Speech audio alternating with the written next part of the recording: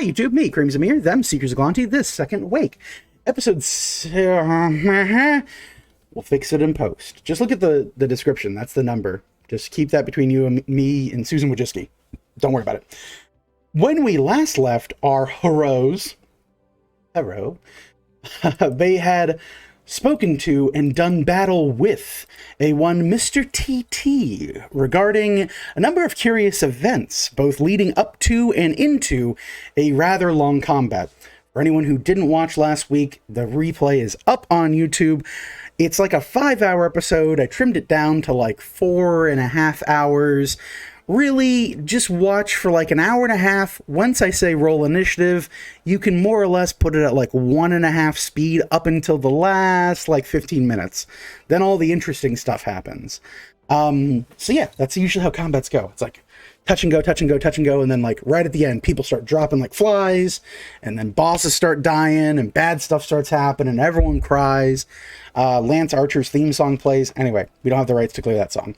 So, with that being said, the Seekers of Galanti now find themselves at the very end of their battle. Precious few seconds remain for a number of them, as several of their compatriots lie on the floor, desperately gasping their final breaths, or some slowly becoming cold and blending into the floor itself. We pick up right away, still in combat, because why would I ever get rid of the combat initiative after a week, y'all? That seems kadum. At the end of our layer action, we turn to the turn of a very cold corpse with a small pin-like hole through the top of his melon. Kobold Jones lays there twitching, dying. Orville, you feel a presence in the air. Slowly, energy coalesces around the body of Kobold Jones, and you can feel an uneasiness, as if something is soon to approach you. Velatil Dowenvey, it is your turn in the initiative. You lay, or rather stand, in the office of a one Mr. Twan.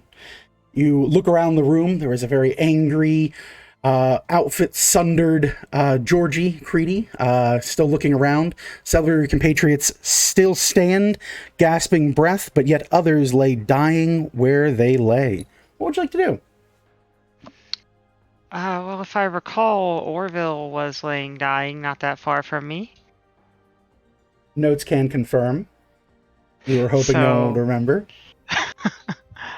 I will cast Wither and Bloom to let him heal for 1d6 plus 5. Who Or needed not 1d6, 1d8. Your spend a hit dice plus 5. hit die. Sorry. There you go.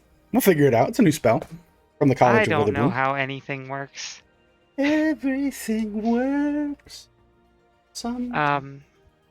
With him breathing, we'll start towards the body of Jones. The body of Jones! Georgie will spend their turn slowly taking deep breaths and trying to calm down. Bartholomew Iridan, standing, conscious, confused, looks around, goes, "Alright, is everyone alright? What's going on? Do we stab him again? What do we do?"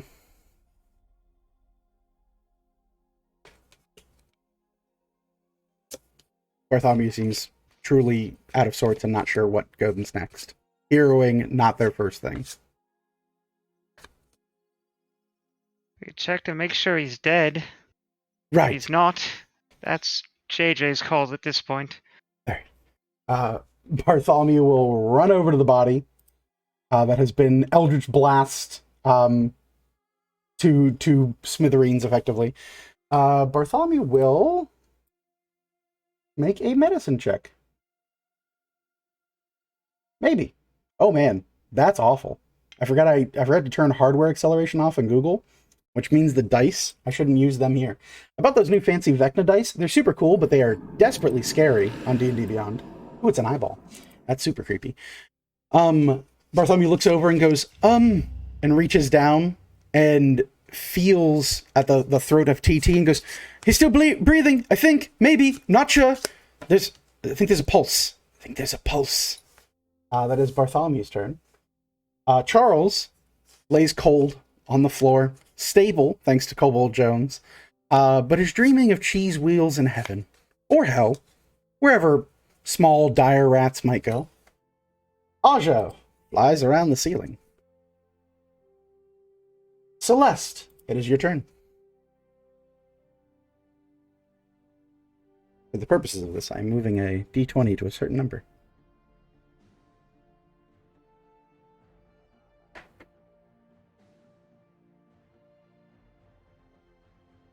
What would you like to do, Celeste? You look around. Velethil has cast a spell that has drained the color from the carpet and some of the wood and transferred some of that essence to spark life in Orville once again. Kobold Jones, face down, full plank Luigi position, blood trickling out of the top of his skull. Just full. Dead as a goddamn doornail. If ever there was a deader kobold, I would not know. Okay. No. Okay. Cool. Mhm, Cool. mhm, mhm. Cool. Cool. Cool. Cool. Cool. Can I just go over to Jones and I'm sorry. Is he? Did you say he's bleeding out of his head, or is there's just a hole there? You look him over, being that you guys all kind of heard the yelp and then the final kind of guttural release from Kobold Jones. The smell is the first thing that hits you. There's a waft in the air from Kobold Jones's trousers. And you look, and there is a trail of Icarus blood that is out of a hole no bigger than about the size of like a penny, or like the end of a pen kind of like stabbing through, like if you like force the head of a pen through it. It's a solid, clear bore of a hole, and it looks as if something has shot from the inside of his head outside and through his skull.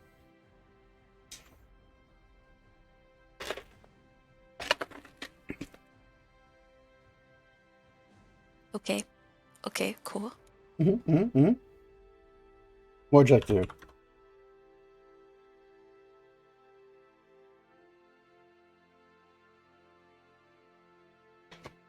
Can I try Can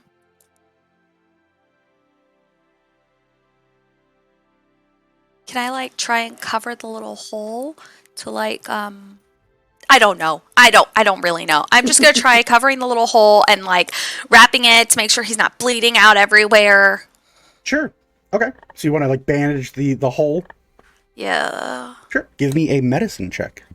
If you have a healer's kit, you can roll with advantage.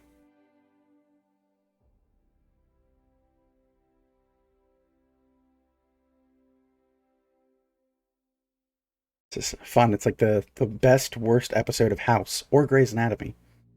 If one of the pair of you wants to start making out so it's an official Grey's Anatomy feel, let me know. That way we can get the screen credits in. We have to have death in one room and then people making out in the other room. That's how Grey's Anatomy works, I've learned. The 7. A 7.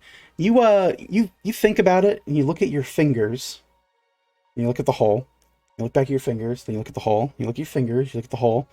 You try to put your thumb in it, that doesn't work. You put your index finger in it, that doesn't work. You finally kind of fit the tip of your pinky right into this hole, and you stopper it. You look around to the rest of the group, and you think you might have solved the problem with his open hole. It's like a bowling ball. Turn of the round. He's all closed up over here, guys. I will decrement a die. Orville, you gas back to life. Slowly, color returns to the world. Your eldritch, lich-like eyes kind of evoke fire once more, and you see the world within a parallel of both living and death. What would you like to do? I would like to have Orville go check on Jonesy and see how he's doing. Sure.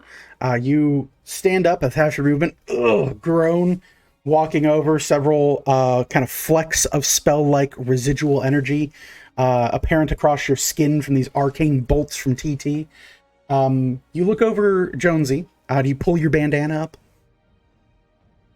Yes. You pull it up. You look and you can see Celeste with her pinky finger now stuck in the open hole of Kobold Jones's skull. Blood and ichor seem to pool around the base of her fingernail bed, and it kind of pumps out softly every time she so much as jiggles or puts a little bit of too much pressure on it. A little bit of probably like spinal fluid at this point is now draining from his brain, or from his spine into his brain, and through his brain out this hole, looking for the most direct route. With your magic eye, with magic wizard eyes, as we like to say, with true sight, you look over and you can see Kobold Jones, his spirit, two talonous claws sunk into his own shoulders, and seems to be holding on for dear life. Meanwhile, a large kind of dwarven spirit, this kind of black, almost accursed specter, looms over Kobold Jones's soul and seems to be mocking and laughing at him, wordlessly and voicelessly to you.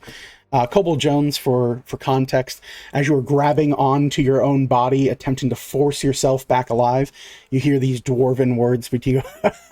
Another from the Black Armor, sent on their way to the ferryman. You're a fucking fool, boy, to wear me armor. Orville. Can I talk to him? Yeah, you can. As you're like clutching I'm on. still grabbing on. I'm like, you know what? You son of a bitch. I'm going to learn how to summon ghosts so I can summon you, and I'm going to kick your ass. Oh, not only kick your ass first, boyo. Seems you already got your ass kicked by a wee gnomish man. Some dwarf you tried to be. We'll see. We'll see, indeed. I'm going to bite now, too. I'm going to use my mouth to help hold on. Yeah, you bite on. I'm going to do the whole cat thing where I, like... Yeah, you're like full clutching on. Yeah. Yeah, and then teeth, too. Orville, as you see him bite into the back of his own head and try to like hold on to his corpse, you see like something is like sucking his soul out. Something is like pulling him towards like almost your direction. As you approach and get closer, you note the presence seems to even more so shake and sunder his soul. And you look down and you look to your own kind of beating heart in your chest, and it seems to beat almost doubly so. Whereas you'd have a normal... It's now, and it seems as if very much the essence, the kind of tail end of Kobold Jones is pouring into your own soul in a weird sort of Fey bonding that viewers might remember if you watched the Fey Wild episode. That was like almost a year ago. Is that nuts? That's nuts, isn't it? Great. That's called playing the long game, babies. Orville, that is an action to use True Sight to peer into the ethereal. That is a movement to stand up, and a bonus action. Do a little jig. A little jiggity jag. Can I like try and just flop next to him on the ground? Yeah, I'll say that. As a free action, you can go completely rigid as a board and then drop Luigi taunt style next to him. Yeah, that's fine. Yeah. Works for me. Maybe that helps. All right. Start of a turn. Oh. Morgan, your turn. Can I head over to Buddy and TT? Yep. Buddy has his fingers on TT's neck and looks to you and goes, I think maybe we could save him. Wait, are we supposed to save him? I thought we were fighting him. What are we supposed to do, Morgan? Morgan. We do. Is Mr. Jones okay? Why is everyone sad? First, stop panicking. I think that's JJ's decision. Deep breaths. Oh, so. You know what? Yeah. There you go. There you go. Okay. And then I'm going to check to see if TT's still alive as well. Give me a Just to medicine make sure. check.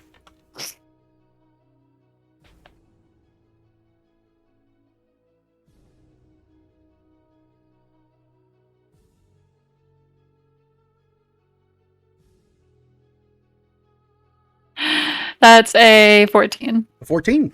You take a moment, you look at Bartholomew, you kind of like, you somewhat assume Bartholomew will be able to detect a pulse, but you're not 100% sure. You take the front of one of your arrows, the arrowhead, and you cut up the front of TT's shirt. Kind of pulling it apart, you feel for his heartbeat, and you look, the front of his chest is now concave from the two bolts of Eldritch Blast Force. It seems to have crunched in the front of his chest, and he is gasping for air. With a 14, you note that one side of his body is kind of like leaned in on itself. There's a lot of apparent weakness.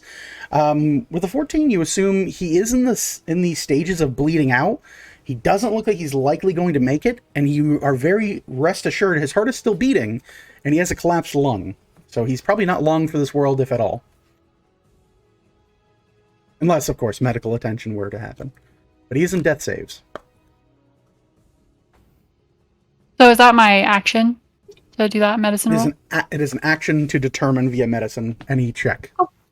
Same with like Kobold Jones if he wants to identify a monster with nature that he's always had in combat. Is that gonna be your Okay, go? I'm just gonna kind of keep an eye on him to make sure everything's good. All right, JJ Lightning, JJ Lightning, killer of TT here. JJ Lightning. Sorry, go ahead.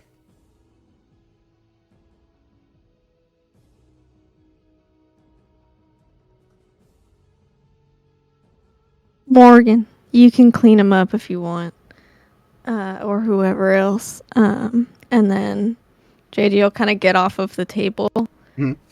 and go to Jones. All right. And she knows she doesn't have what it takes at the moment to help him how she thinks he needs help. Mhm.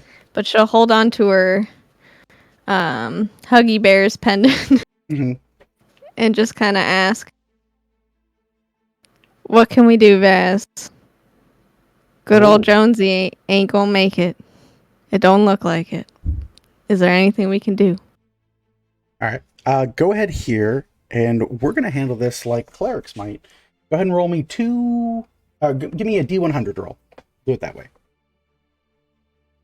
We're not using a spell to contact. We're not using anything else. Just kind of speak into the wind, the whispers of a god, or a demigod, or a Vazler, whatever that falls under. It's a 62, please. 62. You call out.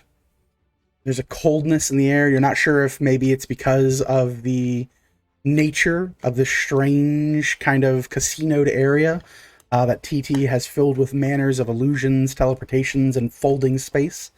But your call in this very moment, these 6 seconds pass, and there's no response from Vazler.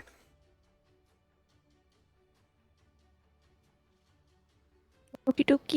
All right. Let's see here. Velithil, your turn.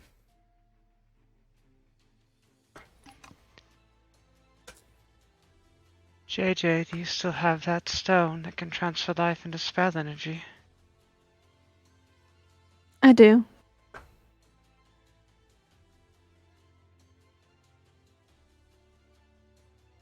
That I do.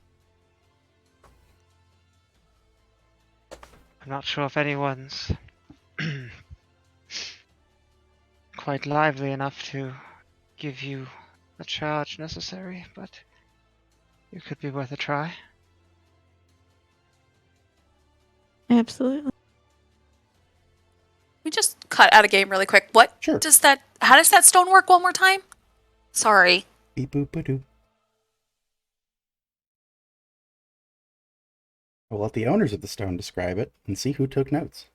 The heavy stone sphere holds a series of arcane devices designed to, as its creator might say, draw energy any way possible. 2 characters may place their fingers inside the stone. Once activated, the giver rolls their hit die, taking 5 necrotic damage per the number rolled. The receiver then consults the chart below and convenes the life force taken into arcane energy for their body. Character can only be the giver or receiver safely once per day.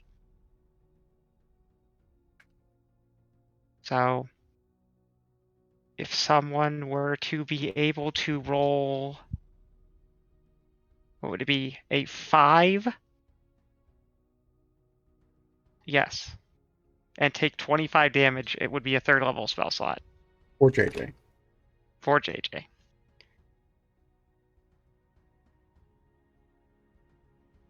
A lot to do. But that would be requiring to take 25 points of damage right now. Does anyone not fall down from that? Celeste, I can you- bonk one. Yeah. So- Our uncle might fall down, but I don't think we care. A lot of help, so I don't know if there's any repercussions of going below 0 for this thing, so that's why I'm asking anyone who might want to try it, but that's the thing that comes to my mind that we have on hand. So I will basically spend my turn expressing that to the group and everyone, if anyone feels healthy enough to try and give JJ the life force, but we only have one chance of it. It also could end up taking more, depending on how high you roll. Also true.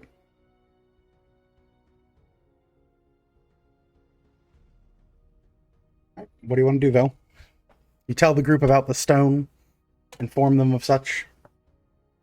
Anything else you want to attempt to do while you're here?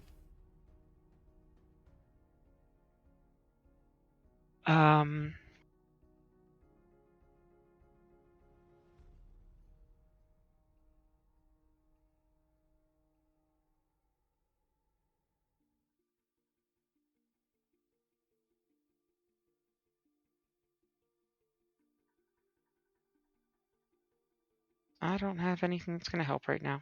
Okay.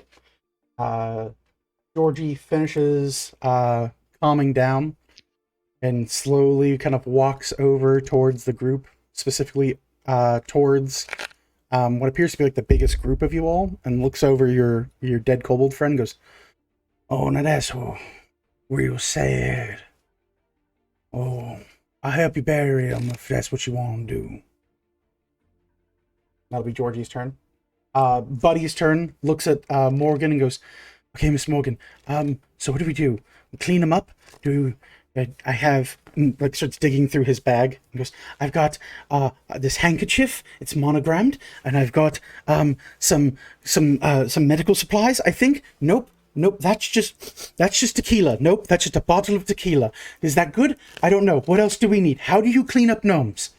And just seems more or less very panicked as a nurse. More clean him up, send him to the afterworld, you know? Oh, I don't have my boat here to ferry him across. I mean, you could stab him through the throat if you want. Oh, I could, but I'm gonna go see if Jones needs help. You know, that seems more like someone else's job, maybe. Throat stabbing. That seems rather barbaric. I'm just gonna go over here. Don't mind me.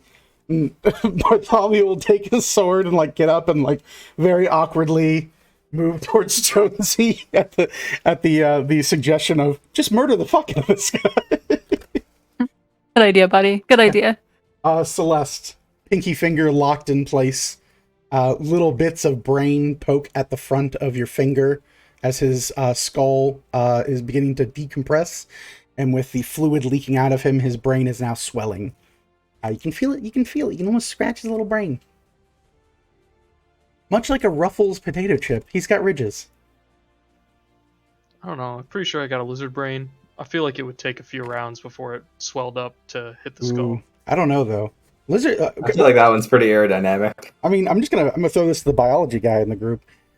Again, this is Google. Don't lizards already take up the majority of the space in their skull? There's not a lot of empty spaces compared to humans. Am I crazy? I'm not good with lizard anatomy, but Hey, Mr. Biologist. there's not a whole lot of brain cavity up there. I'll tell you that much. Yeah, there's not a lot of extra space for most lizards. I'm not sure not about normally dragons. a queasy person, but for some reason, you guys talking about Celeste's pinky finger in his brain is just making my stomach go, ugh. Oh, that's So, good. if we could just... Describe it in more detail. Of course, I have you there. Nope, that's So not the actually what I was going to say. leakage- What I was going to say was...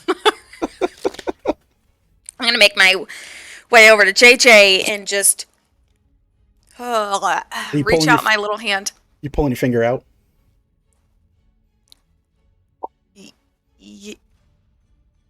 Nope, I'm going to reach with my other hand There you go. Okay. out to JJ. All right.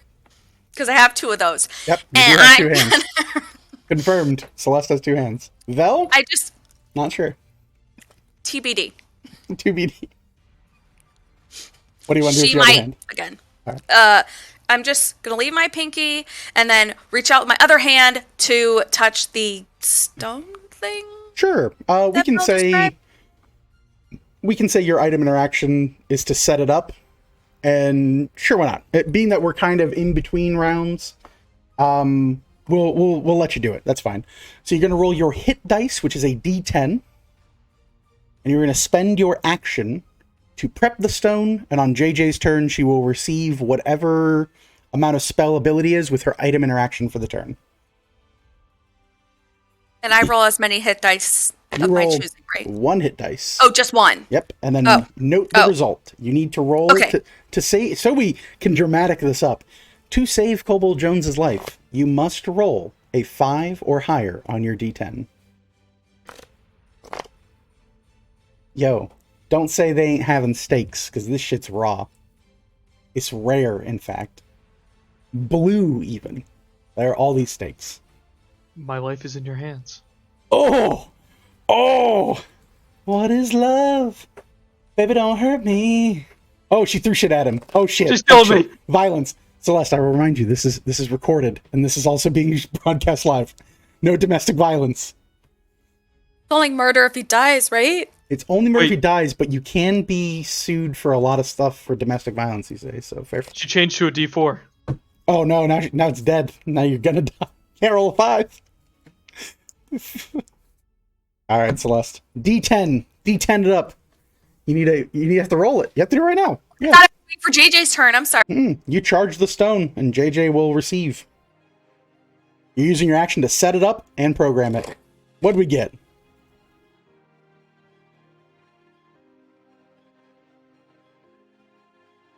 Oh, I see the laughing and the crying. It seems really good. The like- goose song comes back on. Got a 4. You got a 4? Bye, Jones. It's been real. It's been real, and it's been fun, but it ain't been real In the fun. arms of an angel. You take 20 points of necrotic Away. damage, Celeste. And JJ, on your turn, you will regain a spell slot equivalent to 20 points of damage. That is Celeste's turn. Orville, start of your turn. I move a dice number for a reason. Tink. What do you want to do, Orville? Is the planking next to Jonesy isn't having an effect, right? No, planking next to him, he kind of looks over to you with scared eyes. At this point, as he is bitten into his shoulder, about everything from like up to a little bit above his, let me look at the dice, a little bit above his knees is draining into you at this point, and you look over and this dark dwarven spirit has the heel of its boot on Kobold Jones's face, and you see him laughing and like kind of like twisting the edge of his foot and like trying to just kick his spirit off of his body. Can I attempt to hunt the kobold in the opposite direction? Can I attempt to contest this dwarf with my foot? Can you fight ghost? I think you can as a monk, right? At 6th level, I can punch ghosts. You can punch I ghosts? do get magic. I get magical Yeah. fists. You can pop up and try and jaw jack this ghost. Go right ahead, make me an attack roll. Alrighty. Alright. Oh boy. That is a 24 to hit. 24. You stand up, focus your key energy into the tips of your fingers, and then go out with a large kind of punching strike. This dwarf kind of like turns and sees this glowing fist at the last second and seems to be like, almost like Kobold Jones, you hear it as like, oh, come now, what are you doing? And you just see, and his jaw kind of cracks in half. He goes, oh, and stumbles a few feet backwards and looks like very curiously at the goblin and does one of these like, and is just like remarked and shocked that they can be seen and physically interacted with. Can I free action, like, flick him off? Yeah. You flip him the bird. Yeah. The more or less just curious, Kobold Jones seems to grip tight a little bit and continue to hold on for dear soul as best they are able. TT's turn. Thing happens. Thing continues. Morgan's turn. Morgan, you hear clean him up. Oh yeah, we're gonna go for a big stabby stab in the throat. Very cool. You reach forward to stab with your dagger in the throat. Go ahead and give me a charisma saving throw. God damn it.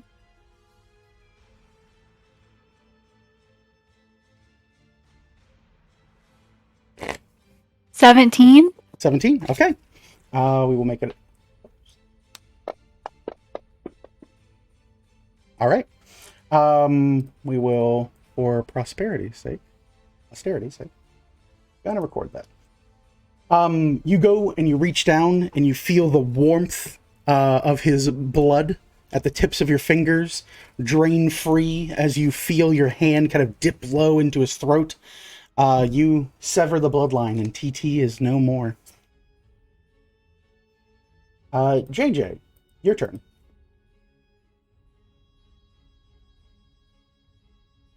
JJ will kind of just watch the device kind of work its magic and then kind of look up at Celeste when she realizes it's still not quite enough.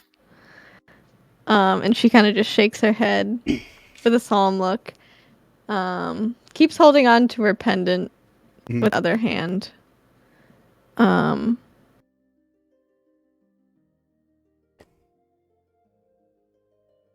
Oop. Microphone cut. I'm just trying to think of what I should even try at this point. Up to you. There are many options available to you in this room and among these people. Sometimes. She wants to look around really quickly Mhm. and see if there's any sort of if there's spell scrolls or anything like that, like in the desk drawers. That would require like several minutes of like pulling through drawers. Okay. You know that if you want to do that, you certainly can, but Jonesy will be stone cold dead by then. Yep. After a few minutes.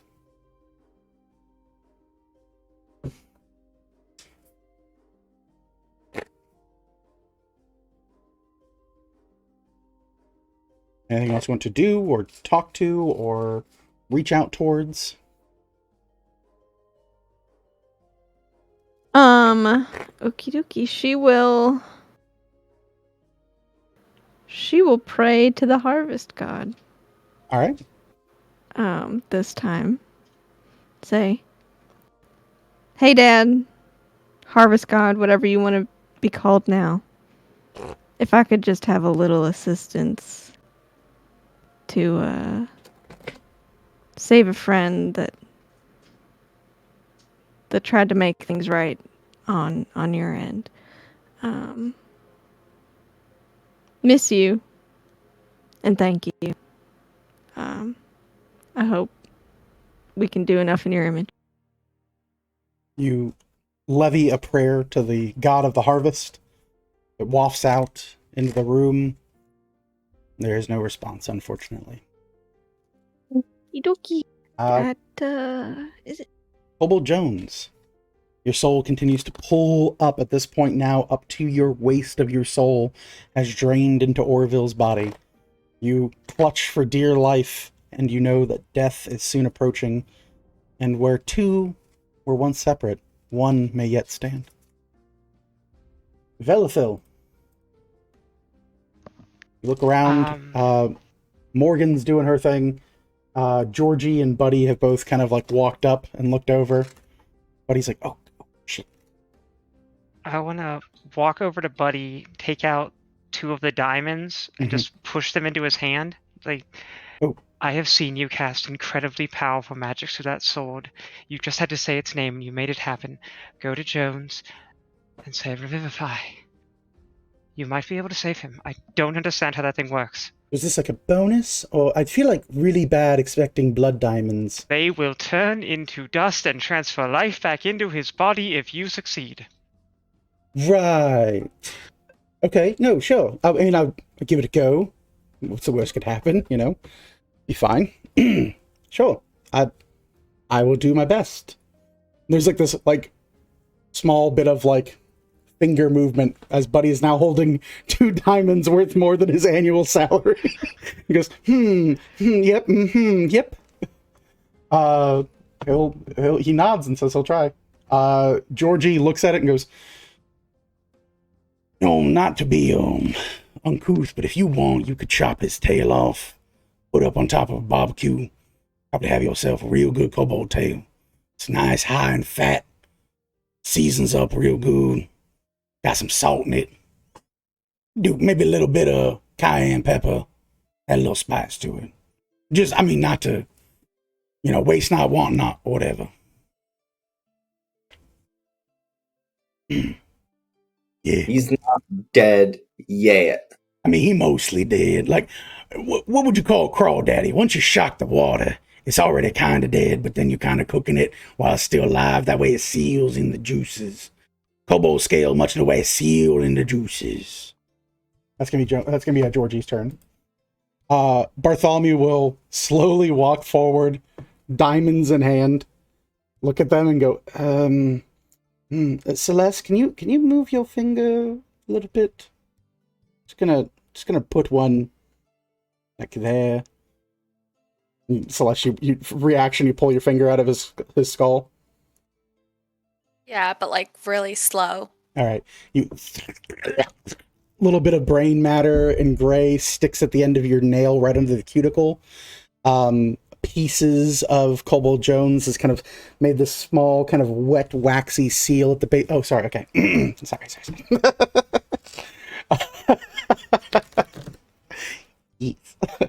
Bartholomew takes one of the diamonds and looks at it curiously and sees this little spray of like blood come out of Kobold Jones's head, and like takes the tip of the diamond and kind of like like slightly screws it in a little bit. Takes the other one and just goes, I don't know where. Just gonna stick it up his butt. Yeah, he puts his hand underneath the belt line of Kobold Jones. He's like, oh, there's poo in here. Oh, he pooed himself. And he's gonna slowly put a diamond like in the other hole that he knows of. He goes, oh, this poo, I don't like it. Oh, goodness. What was the word? Ragavon? Revivify! Revivify, please! He will say this. You see this small kind of celestial aura waft around Bartholomew Iridan. And as a warlock with 2 spell slots, having cast Fly earlier, he will use his second spell slot to cast Revivify. You see a bright goose-like aura enshroud around the small, full elven man. These kind of like visual-looking goose wings erupt out from either side. And Orville, with your divine eyes, you see this small baby gooseling hop from Bartholomew's shoulders onto Kobold Jones's chest, look over, and do you speak Celestial, Orville? Nope. Okay, so what you hear instead is honk, honk, honk, honk, honk, honk, honk. And Bartholomew goes, yeah, no, but he's kind of an arsehole. But he's like a good friend. He's like my best friend. But yeah, I think it's worth it. And you're honk, honk, honk. He goes, kind of? Okay, yeah, sure. Whatever, bread, of course. I don't like bread at all. It's awful. Makes you fat. And there's this like burst of radiant energy. The diamond in Kobold Jones's skull explodes into a hail of diamond dust and slowly packs in the hole. You see a small celestial explosion from Kobold Jones's ass as diamond dust fills the inside of his pants. And slowly these pieces of broken diamond filter into the body of Kobold Jones. And slowly you feel pieces of his skull, his mind, his brain slowly begin to kind of compact and move within one another. There is a gasp. There is a feeling of divinity as Kobold Jones has never been revived yet, but has now had his first taste of death, which means in the future things will become much harder. Kobold Jones, I do need you to, however, due to another effect that you are otherwise unaware of, to roll me a charisma saving throw.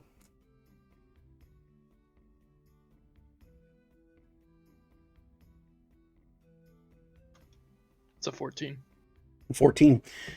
Orville, please make me a charisma saving throw. You are near Celeste. Yeah, did you get the aura? Orville. I counted for it. Oh, you did? Okay. So, Orville, you will also get the aura bonus for what this is worth. Is that a +3 on that? Yes. Yes. That is a total of 22. 22. There is a small bit of energy as your body opens. This kind of radiant celestial aura seems to create and permeate the fleshly body of Kobold Jones. Your spirit is able to finally push into your corporeal form once more, and as you tend to pull from Orville, you look, and haphazardly as he stares down and flips the bird to this dwarven spirit, pieces of you continue to funnel into him. There's a moment and a bit of almost otherworldly trespass as the dueling of your very selves and souls at its very core seem to interact in this strange bit of tug-of-war. As you slip what remains of your soul back into your body, there is a slice and a break as bits of you funnel into Orville, almost seemingly permanently. You're restored to 1 HP.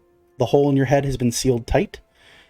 For the next 3 days, however, you have a -3 to all of your ability scores. Each time you complete a long rest, you reduce this penalty by 1. Orville, for the next 3 days, you have a +3 to all of your stats. That reduces by 1 every day that you complete a long rest. Does this take me about 20? It will take you above 20. Yeet! Hey, buddy, you can take a finger out of my butt now. So I really want to. Good morning, by the way, Mr. Jones. I would love to. However, you are vice gripping my fingers really hard right now, and I fear for breaking my knuckle if I am to remove them. So, Celeste, Uh-huh. could you pull my left elbow just a little bit to the side for me, please? A bit of an embarrassing situation we're dealing with. Yeah. Okay. Yeah. Sure. Okay. Just give me an athletics check. Really deep in there.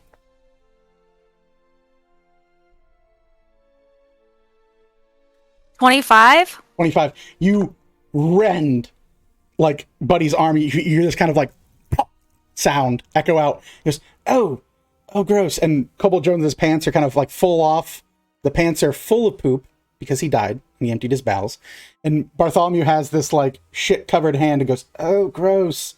Oh, gross. Why are dead people gross? I don't like it. He starts pulling out that monogrammed towel.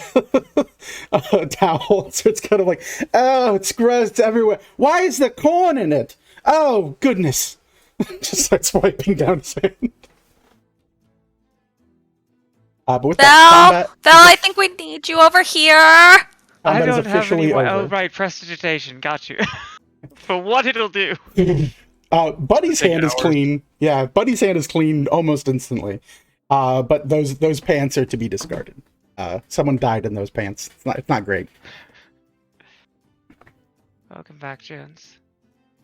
Oh god, it's not the dragon. No, I wasn't wearing the dragon pants. You you all look over Jones as you slowly rise and come to. You feel drained. Obviously, a reason for those ability score detriments for the next few days. I had a lot of diarrhea. You had a lot of diarrhea, as usual. Your scales are lacking a lot of their luster and brightness of purple. There's kind of like this like faded, almost like bright white and purple that mix through your body. You've definitely seen the other side. For Morgan and JJ, and the more perceptive of you, you look, and where the hole that once kind of decorated Kobold Jones's skull, there is now this beautiful little like glint of diamond dust that has been embedded in his body, and it is in the shape of a single goose feather that covers over the open wound. It's easily missed, but every so often in the light you see it reflect in this kind of shine of diamond dust.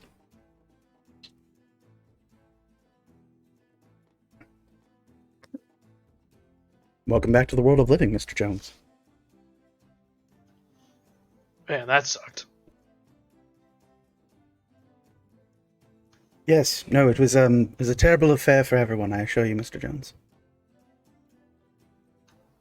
Did we get him? He is caught. He You is indeed caught. you all turn and look over to Morgan. Morgan is stood over a pile of clothes and trinkets with no body to be seen. a very clean dagger in her hand. Wow, I'm so surprised. What? That's wild. Where did he go? Did you eat him? Be quite a feast. Did I see anything happen while I was over there? Because I'm not Yeah, really close to it. You have Jones this and you have this moment where you like go to thrust down and stab into him, and you remember bringing the dagger to his throat and plunging it forward, and then there's kind of like a flash and like a blackout from your mind, and you felt your fingers dip into the kind of meaty sections of his neck. You remember feeling the same sensations of warm blood spilling over your fingers, but now you look and there's not so much as a stain on the carpet. Every last bit has been cleaned away. Guess that's why they call you the cleaner. Yeah, no, I kind of made that as a joke a long time ago, but damn, girl. That gets the job done, I suppose. I'd love to take credit for this, but I don't think this is normal. Not that good. Oh, like some magic bullshit? You Yeah, think it has to do So, with wait, your what did you do? body mate?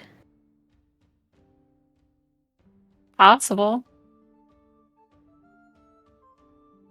Yeah, now that I think about it, I could have actually eaten him. Whole? You you ate him whole? How did he taste? I honestly don't remember. It's kind of probably not good, honestly. It's The alright. We've all been there. dirty gnome. No, we haven't all been there. You know what, I was going to ask Yeah. if Corporal Jones is eaten, but I don't want to know the answer to that question. Oh. Do you feel okay, Morgan? Do I feel okay, DM? Yeah, you feel perfectly healthy. There is like this almost like how best to describe it. It is almost like a turmoil within your own very core and being. There's an uneasiness in your stomach, almost as if imagine the type of feeling you have when you go to like an all-you-can-eat restaurant, right?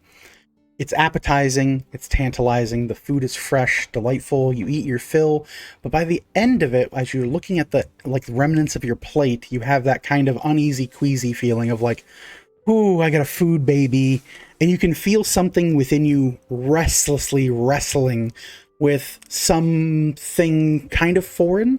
You definitely have that feeling of fulfillment, and there is a warmth in your very soul, the core of your being, but there's also that kind of inner turmoil, as if something is slowly being broken down and processed like food ought to be. You're gonna poop soon. I think it's kind of like the indigestion I got last time happened, Well, but no, we've got I think a we're spot good. on the floor over there where Jones just ruined the Mm, carpet. So if you need to go, you can use the spot. that's very Um, kind. But I'm great. Thank you. Hopefully you're not a shy pooper. Otherwise, is everyone breathing? Is Charles alive? You look over, Charles is laying on the ground. There is a kobold generated bandage slapped over one of the wounds, and what looks like a small spray of like Neosporin. Not dying, but definitely just like haphazardly field mediced up and then run away from. Yeah, for a second I thought I was gonna have to chop his arm off. Oh, But I didn't. yeah, no. Let's. I'll just give him a little bop. She'll give him some gentle little head pats. Okay, And she'll cast Healing Word at the same time. sure. Go ahead and roll just so I know how many hit points he has, just in case something wacky happens. I don't know that it will, but better safe than sorry. 5 hit points. Charles gains 5 hit points. As you look over Charles, they are laid out like every frog for dissection. Oh, Morgan, I think I'm coming through the other side. I can hear myself. It's weird. Okay, anyway, sorry. He's got hands on either side and legs on either side sprayed out like a science frog. And as you heal 5 points into him, he kind of comes back to life and twitches and flips over onto all fours and slowly rises up and goes, "Hero! Hero! Hero! Oh, okay. Good job. You're a great hero. You did a great job. Of course. Charles is a great hero. Yes. And we'll take their little pizza cutter and slap it onto their back and latch it with a small piece of boot leather that they've stolen and look you over and goes, You're welcome to be saved by a great hero.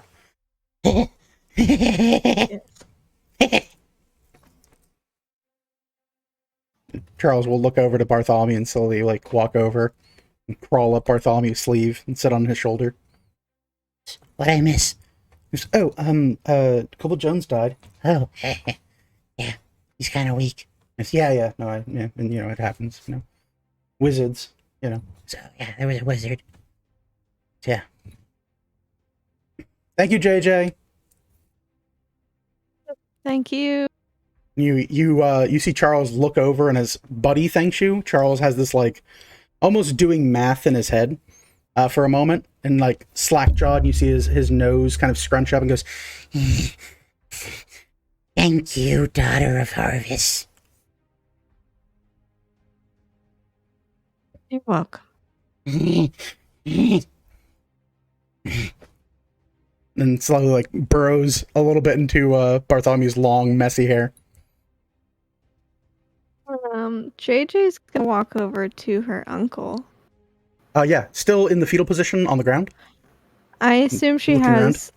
just a smidgen, like 15 seconds more of shift left in her, More than likely. but she will go ahead and pin him down. Hey, Your blood is on his hands. Or his blood is on your hands. there's a lot of blood to go around. Can't breathe. She'll move her hand to his shoulder.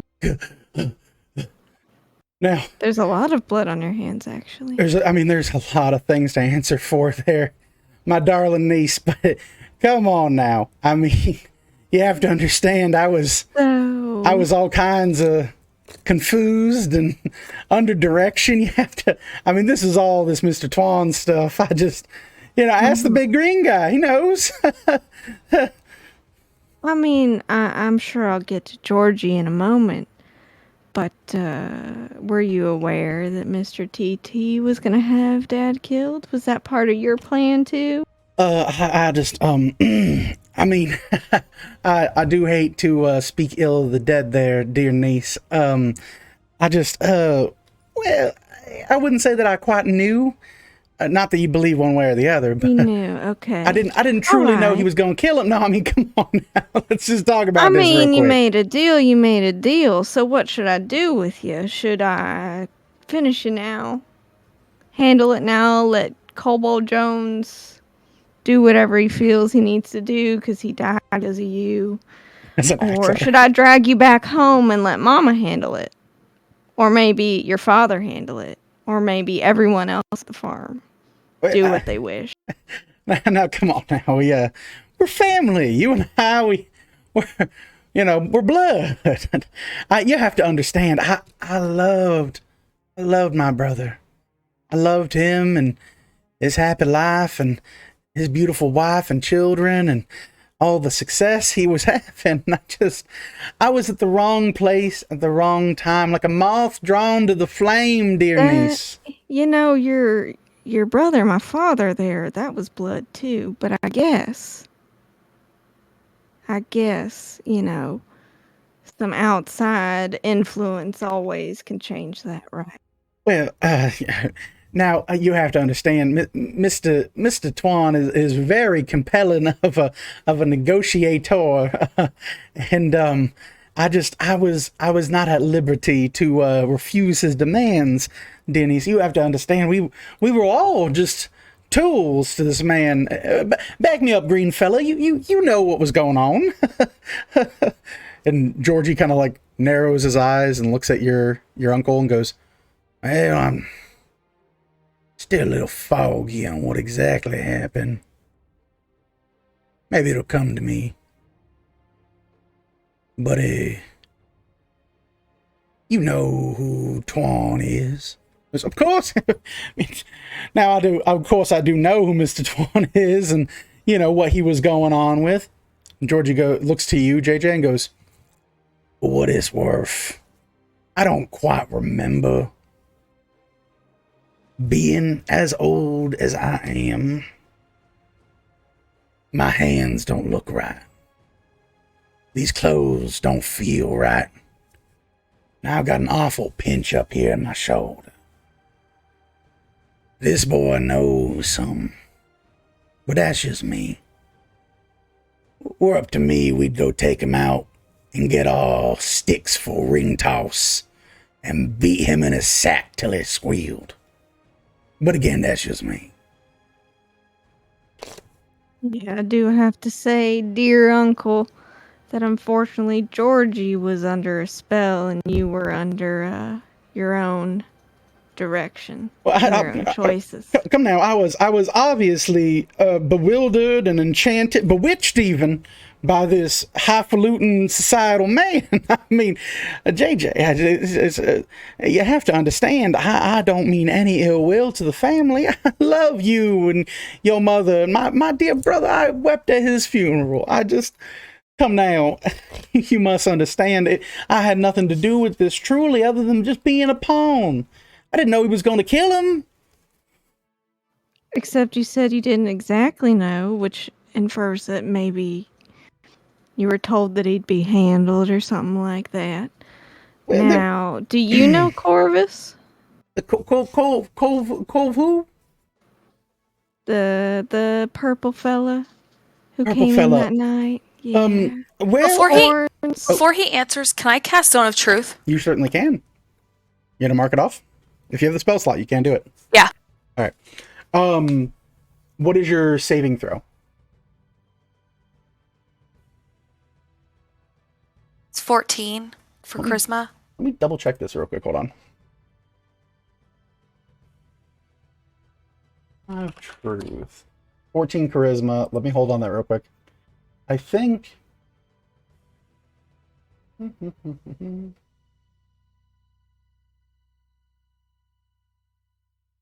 Okay, it's just a save. You cast Zone of Truth, and you see it kind of flare to life. If you'd like, you can inform him of what the spell does, and he can opt to willingly fail. That's up to you, though, Celeste. If you just want to cast it and not know, like whether you'll know no matter what if he passes or fails the saving throw. But you can inform him to willingly fail this one if you want to like press the agenda.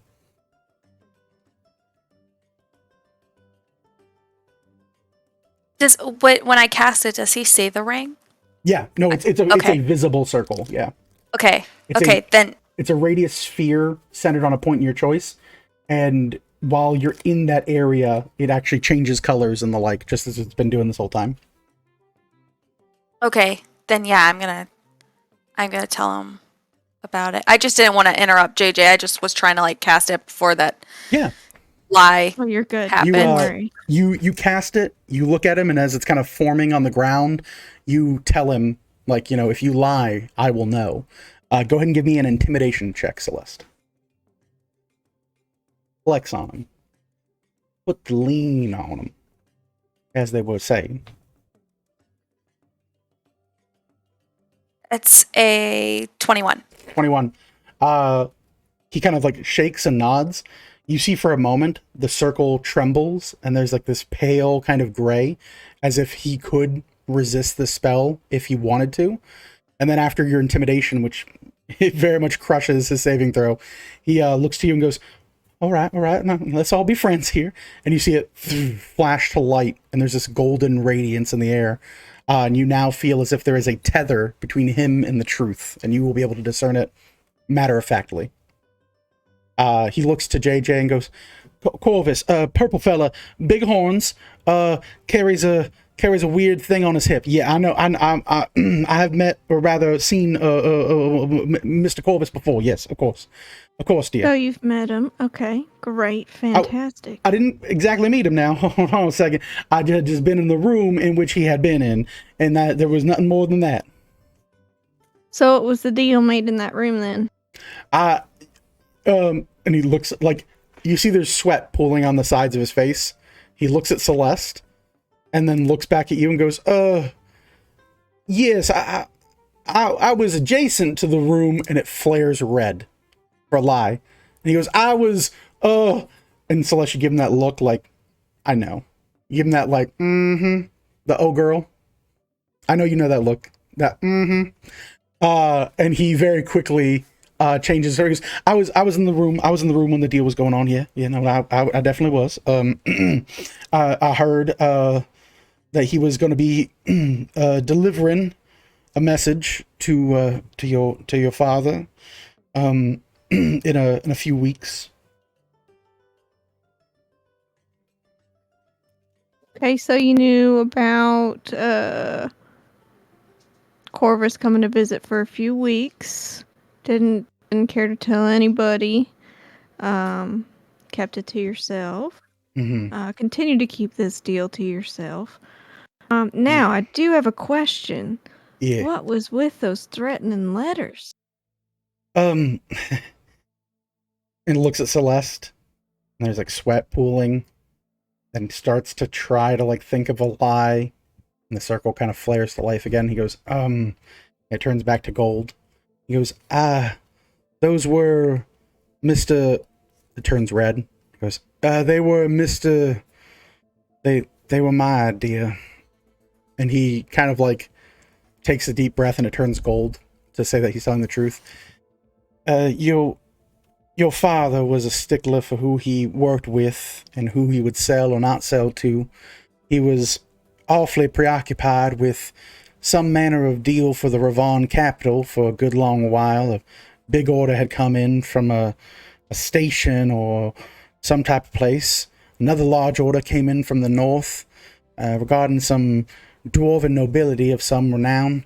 And a few even orders of moonshine had come in from your little Deerwood town. And, well, Mr. TT wanted in on the profitability of it and had already cultivated this area, as far as I was made aware of, to be his new staging ground for his operations here on the western coasts. I had approached Mr. TT about how good Brothers Moonshine was and how much profit he could stand to make if he got an investment or invested in Lightning Distilleries. And I was just trying to do well by the business, you must understand, Denise. I just wanted to help out as best I could, and Mr. TT didn't take kindly to being denied, and originally had thought there might be a possibility in which I might replace dear brother. And so he had wanted to dispose of such messy ordinances right away. And I had convinced and fought for maybe just a little bit of intimidation, but you know your father. He's not one to bend or break as the wind blows. No, so what was your cut then? My cut? I don't potentially know what you mean by cut. The circle turns red. Oopsie. I apologize. Cut is such a dirty, frivolous word in which I do understand. They are, of course, you mean, you mean what would my compensation be? Of course, Denise. Originally, I had just hoped that I would be accepted back into the family. Seems true. That Pa would, look at me as a successful brother as well. Still true. He was, and well, I've had my own reasons and things that were promised to me that are rather personal. And that would have been my compensation for assisting in this arrangement between your father and Mr. TT. Arrangement between my father and Mr. TT. I think you mean between you and Mr. TT.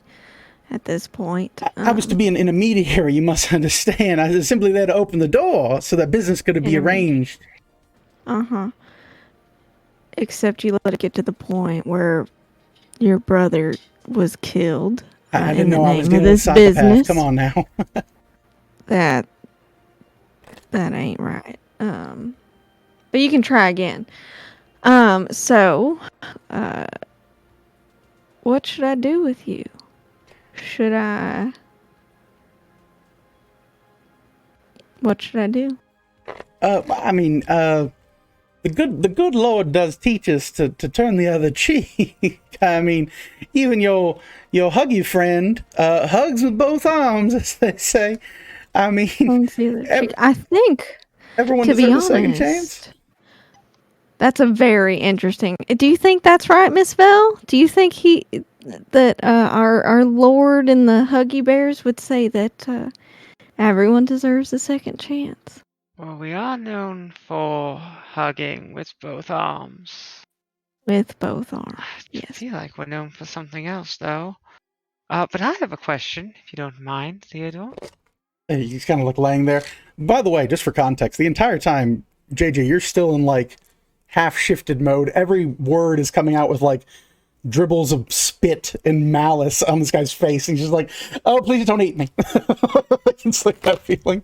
Yeah, he looks to you, Val, and he goes, anything you want me to answer, I will happily answer while I'm at my niece's mercy and your mercy, of course. Dear friends, come on now. Did you know how TT dominated and controlled his workers? Now, that's a rather sensitive subject, if we're being honest. I didn't quite know the particulars. I'm not a wizard by any means, a stretch of the imagination. But you knew he was doing it. Ma'am, that's a difficult... Yes or no? It's not a yes or no question. Very simple question. It really It's what isn't. You knew. If you knew your ass from your elbow, ma'am, respectfully, you would know that is not a simple question.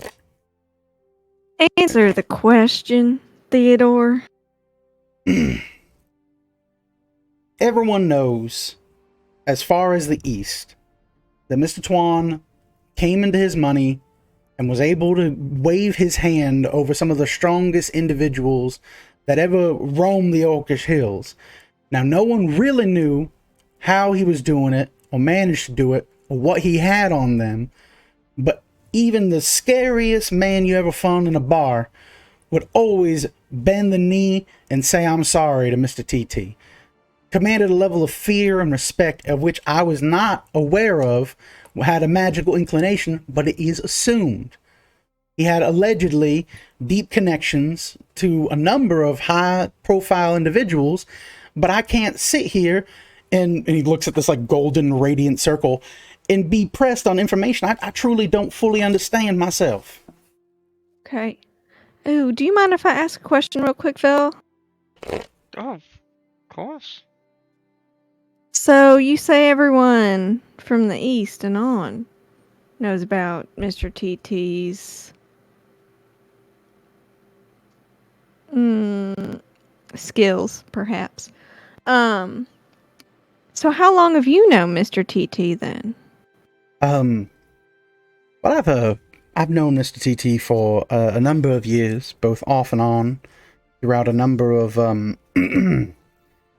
business ventures and investments that have gone one way or the other, as you might be well aware. Gotcha. So you set this up before you came home, most likely. And my dad put the call out for actual assistance and aid from the family to bring up the family. If we're being honest here, Denise, I in truth was in a bit of financial trouble. I was facing a number of displeasurable sorts of dealings. And when your father's letter arrived, it was as if it was a miracle to save me from myself. To save most of the family from ourselves. As you well know, we are creatures of a very primal need who have a sickness within our blood. As I'm sure you are very well aware. A sickness. Okay. So our God's given abilities. A Now- sickness. How interesting. Come now, you Is that no, because you don't you can't control yours? don't you sit there and put this on me as if you're so better than everyone else to look down on us. Each and every one of this family has had to struggle with various addictions in their life, and I'll not be sat here as you break my shoulder and spit upon me and talk down to me in such a way. You know exactly what we struggle with. We've done it since grandfather's age. Pa's had a problem with it. You've had a problem with it. Your father and your mother as well. Even coming into this family, she gained that curse. Everyone could get a handle on it Oh, because so they easy came to say. together. They came together instead of shooting themselves out. You know, maybe it's for the best that we had split up a long time ago. I'm hearing a lot of words that your father had spoken to me years ago, when the rest of us weren't good enough for him to stay around and he moved out west. Better than us and spitting in the mud that he raised him every time. Just because he could walk away from the table when the cards were hard, he thought he was better. He made the choice. So did you, and you killed him. I didn't kill him. You damn did have a part of it. So what should I do? What should I do with you? Should I end your misery now, or should I let them handle it for you? I don't think that's much of a choice there, niece.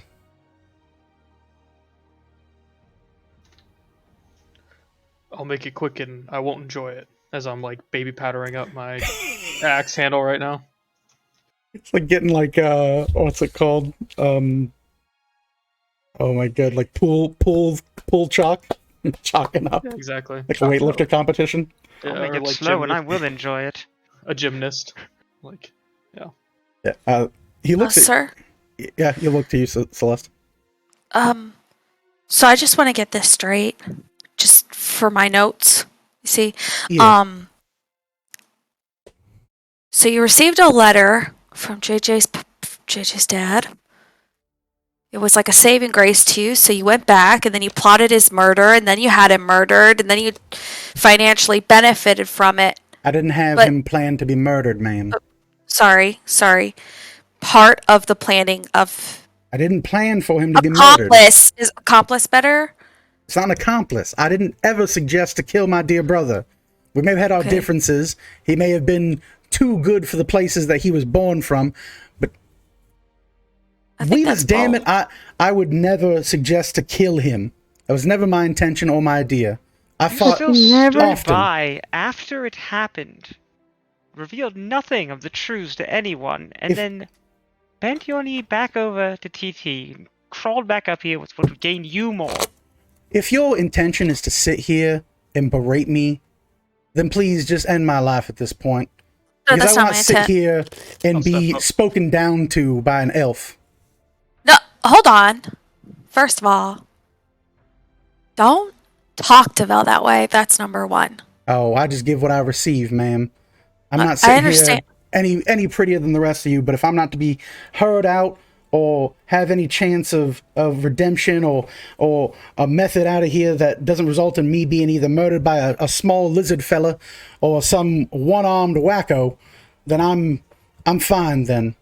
You'll hear no Well, more he's- from me. How about It's you not- give us a reason then? Yeah, well, that's really my question. He's not a small lizard, and she is one-armed and a wacko. That is correct. My question- sound pretty good. My question is, what did you benefit from it? What was the real motive? Motive, simple as simple does, ma'am. I owed a lot of money to a lot of... You said it was more than money. Truthfully, it is. I would rather die than admit the other half of that, if I'm being quite honest. It's Why? a shameful thing to admit. But don't you want JJ to know the truth so that way maybe would your family prefer- could find? I would prefer that goodness. JJ, my dear niece, never know the truth. Oh my God! Do you have a daughter lost somewhere that you don't want anybody to know about? There's this wild slackjaw confusion on his face. And he's like, "What?" On Look, Weaver's she gets Green really Lan- excited. She gets very excited about How mysteries. hopped up on the drugs are you all? Like, you're doing all kinds Not of enough. Not enough, because you'd be dead if it was enough. I think I'm dead either way. Tell you the truth. I mean, I'm No, being told no, that I get murdered no, by a short no. fellow. You're not. You're not. You would have been dead already. You're not. Obviously, we're gonna spare you. You would have been dead. Okay, Theo, I'm happy to be do you- spared. Theo, Yes. do you want to step aside with me to the other side of the room to talk about whatever this other half is? No. Because I do not want to make this decision I would without rather. all of the full information. I would rather die than confess what I have to you. Is it going to come back and bite the family in the ass? No.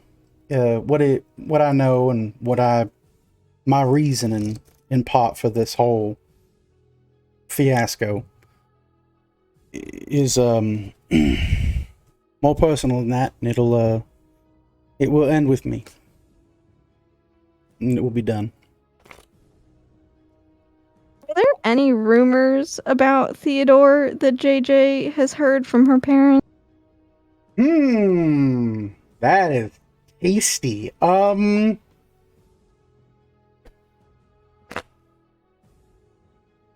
ahead and roll history, and it has to be high.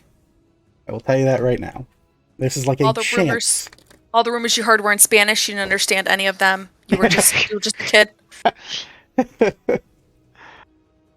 actually just like all the you try to recall back, but it's just your dad in an El Santo mask. Just like talking in Spanish. This family gets better all the time. Yeah, it's great wrestling family.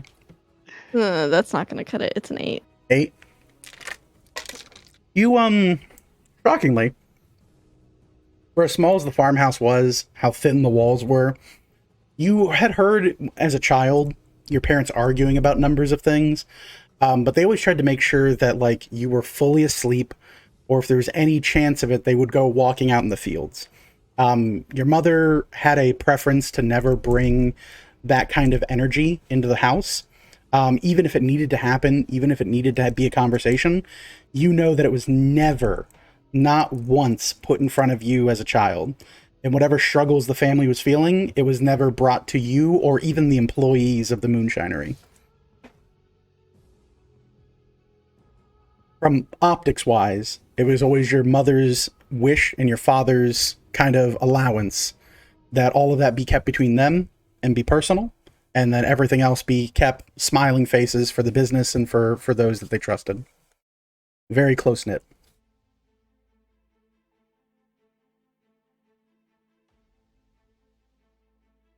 Well, I mean, your secret is your secret. I don't think, I don't know, maybe someone in this group has the ability to pull that information. There is somebody who could do that. Can I cast Detect Thoughts? You can cast whatever you like. I'm not a wizard. Hell yeah. I'm a 4th level NPC. Hold on. I cast I was Counting just the waiting for spell. the moment. I was just waiting for the right moment. That's fine. Yeah, you can cast it. Okay. Yeah, you cast it immediately. Are you targeting Theo with it? Absolutely. All right. His surface thoughts are a panic. It's him just kind of like now at this point, you're seeing flashes of like his life as he thinks he's probably going to die within the next few minutes. And he's kind of just like trying to remember happier times. You note that a lot of his surface thoughts are about genuine sorrow over his brother being dead and not how he wanted this to go down at all. If you'd like, you can press in further. Yeah, I'd like to. Okay. What is the saving throw that I have to do? It is Wisdom. Wisdom. I will roll.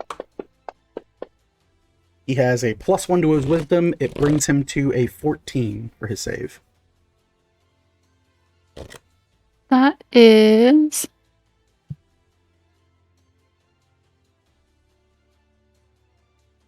I'm just trying to see if Like what the save is, if there's anything added to it.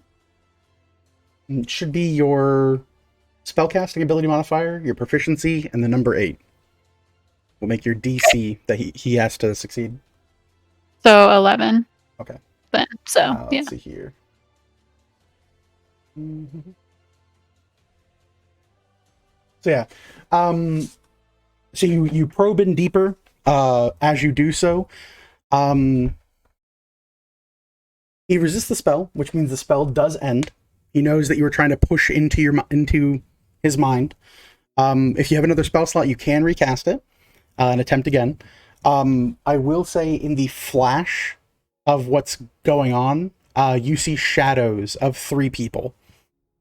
You're not sure who they are, but there seems to be a conversation to be had. And then your spell is like forced out. That's all I got. All right. He looks back to JJ and goes, sorry, I just... if this is truly it, then let it be done, dear niece. And I will apologize within the 9 hells of these worlds for all that I've done.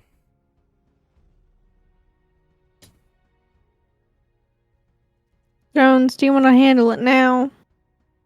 Or would y'all be interested in a trip back to leave a present for the lightning?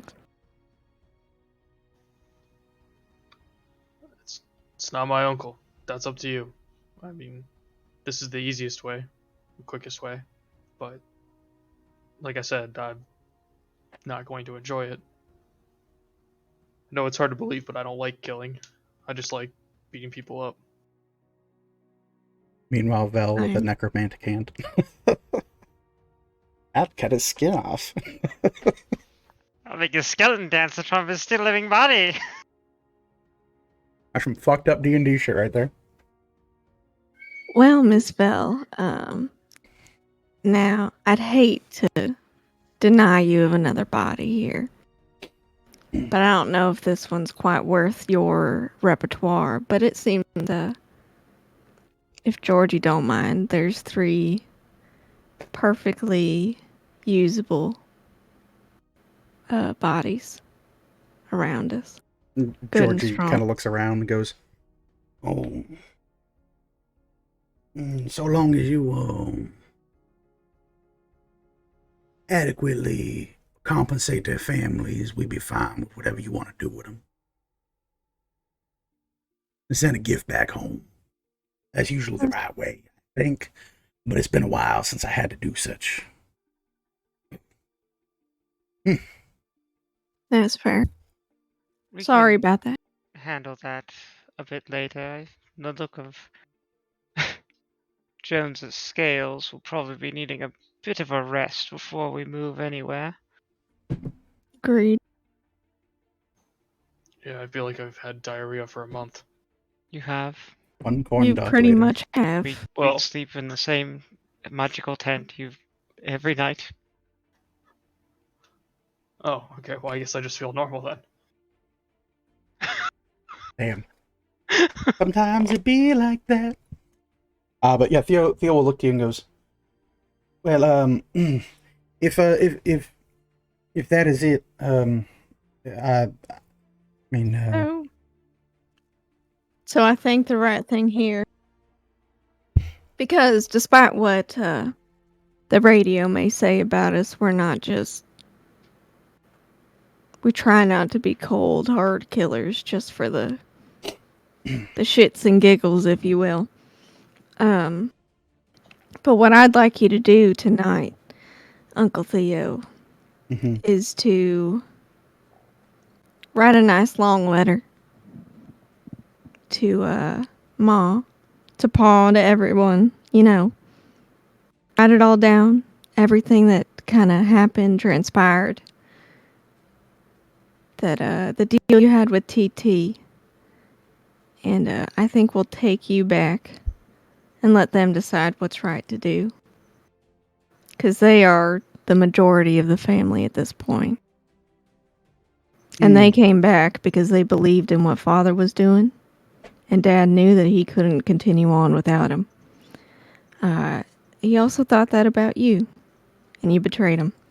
So maybe we should see what they think is right.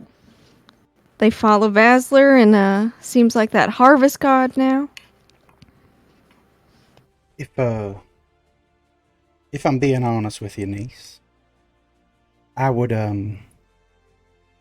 much in the way prefer to die here at the hands of your friends than shame our family any further with my actions. Is the Zone of Truth still up? Yeah, it confirms he's telling the truth. He would rather die here than have to go back and try to explain all of this to the family. Will you still write a confession? He thinks about this for a good long, probably 30 seconds to a minute, and goes, I don't have anything to confess to the family. I have things to answer for, of that I agree. I have a number of crimes and a history of dark dealings that I am truly guilty for, and I willingly admit that. But the family's been broken too many times by dumb shit that we've all done, and it's finally starting to heal. So if you have any love in your heart for the Lightnings at all, niece, I think either I'm to be killed here at the hands of your gruesome little gang of friends, or you can, I don't know what, exile me, sell me, do whatever you need to do. But I will not face them, and I will not put that hate in that home once again. I loved my brother. I did. I loved most of our family. I held love for you in my heart as well. I did not act in bad faith as this monster you all are making me out to be. You were not there, you do not know. But if this is your decision as judge, jury, and executioner, then please, I welcome it full-heartedly. You all sit here, and I've heard the stories in the radio. You are to be better than us, wholesome folk here, struggling across the earth. Well, if this is your judgment for someone who has been thrown against fate's wheel, then please, break my bones against it as you trample forward. But I'll not be sitting here to be beaten up and spoken down to as if I am a lesser man for what I've done. I'm guilty, I agree. But I'm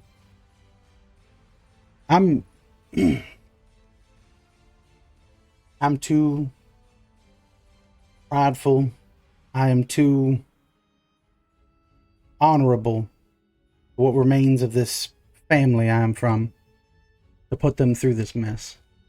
Simpler to say that my name be a black smear on our history than for them to know what I know. Let me ask you a question. What do you need? You were in opposition. How would you punish someone who'd done or been involved in this as you were? I can't rightly say. I've never been in your position. As my niece will inform you, many of us Lightnings are what you might call losers. In fact, it was my moniker for quite some time. The Losing Lightning. I've never stood atop the hill and looked down on others. I've never been in a position of a winner. I've never even held wealth enough to order a meal with any amount of respect. I wouldn't know. 'Tis not my role in life.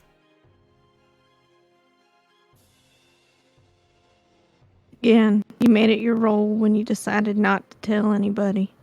When you can continue to let each and every step TT made happen.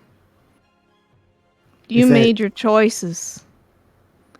They deserve to have peace in their hearts and know what happened. Just because you're too proud doesn't mean that they don't deserve the honest truth. I think the honest truth would break them. And I think the honest truth would send shockwaves through that family.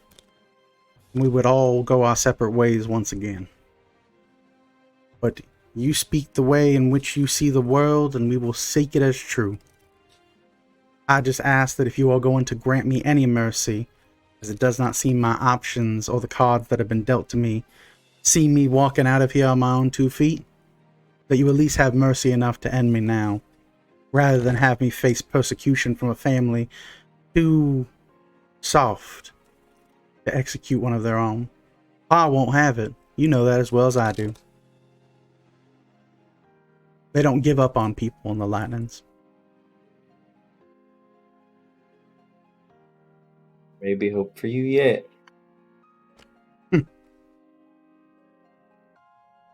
So you don't have a daughter?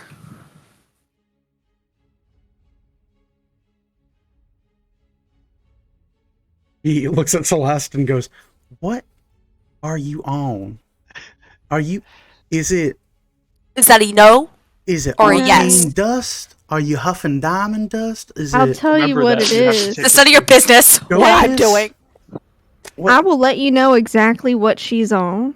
Okay. I will tell you if you tell me what the hell is up that you are too scared to tell anyone about. But answer the daughter question first. He like thinks it over. Go ahead and give me a persuasion check, JJ. Because he doesn't give a shit about Celeste. He doesn't really care about knowing what drug she's on. There's more of like a more hanging question. 20. Dirty 20. 30-20. He thinks it over. A few moments. He kind of looks over and he goes, I owed a lot of money. Your father was very well off. His letter arrived at an opportune time in which I knew that if push came to shove, my brother owed me a fair number of favors, and he would not refuse me. I made this information well known to Mr. Tuan because he was the purchaser of my debt at the time. I told him about how the moonshining had done well. He thought it was a piddly amount of coin that was being generated. I told him about how the lands had been tilled and things purchased. Didn't quite interest him none. I informed him that the family name was being touted around by a small little shifter among a group of friends who claimed themselves on the path to divinity. Now that was something he was interested in. Getting involved with your father as a business deal, as a means to get close to y'all, seemed to be a bit more tantalizing to him. I couldn't ask for financial compensation. I couldn't ask for really anything in this operation, as it was much of the same as I'm laying here under your paw, at your mercy, and able to be killed whenever needed or discarded, as is most things in my life. But I was allowed a small, well, consolation, concession, if you will. And no harm would come to the majority of the family, and that if a deal be made, it be done with financial obligations in a fair and upstanding manner. Your father refused, much to my chagrin and begging, to accept Mr. TT's offer for how dangerous he was. And, well, the initial request was that your father be taught a lesson. I was poked and prodded and proud. My brain was not my own. My mind was a myriad of thoughts and memories, all in the presence of Mr. Tuan. He knew the easiest way to get to your father was through you, or through your mother. And I begged and I pleaded that woman would not know harm. And I feel that he did not believe he had power enough to harm you or your friends. Clearly not, as we sit here today. He accepted that no harm would come to the women of the family. And from what I am made aware of, he sent his final offer to your father, as I was there for dinner, And his final offer tends to be a bit more permanent than I would have liked. I did not know he was going to be murdered. I swear to you on that. I'd have spoken up for my brother. That was the case. I thought it was another chance to intimidate and scare him into making a deal. And what I was led to believe, he was going to kidnap a mother and use that as leverage, of which I opposed, but would have done my best to make sure she was okay.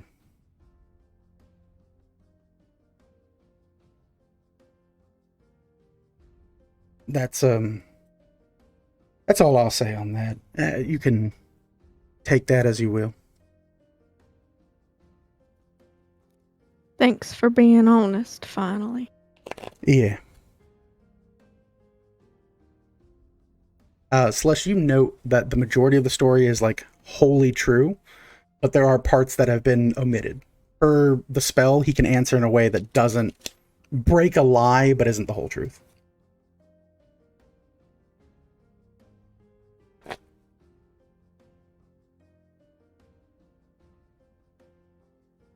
I still think you should be held accountable for your actions.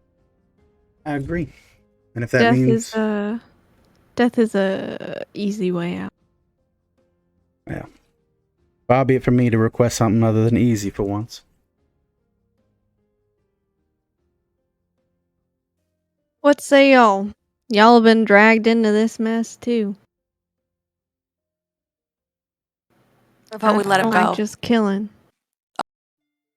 But if y'all think that's the right choice, and he seems to be pleading and begging for it. JJ, we've walked away from revenge in the past. We've tried to be better in many situations. In this one, we dealt with the true cause, the true evil here.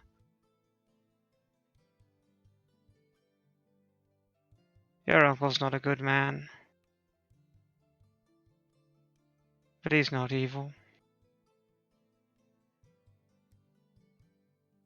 No, he's not.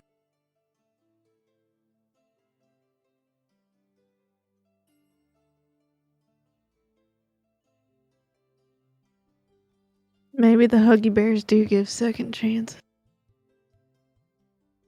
I don't think it's the Huggy Bears as much it is the Family Lightning. They're pretty much all Huggy Bears now. Actually, it's really strange. They really took to that really quick. I was just gonna leave that be. Yeah. You know, but okay, yeah, okay. Yeah. That's their second chances, yeah. King of second chances. Something like that. I mean, that's what he's doing right now. I mean, most people hug with two arms. They do. Val only has one. Do a quick glance over at That's Val. why I said most people. Yeah. It's okay. She can use I that give mage really awkward hand. hugs, I know. I'm sorry. It's okay. Were you being armist? Oh, I was being purposefully inclusive. It's okay.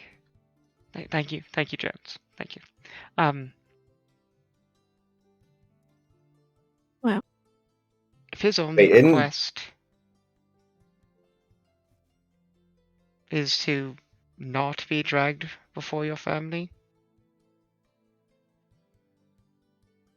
then we either send him away or we end him.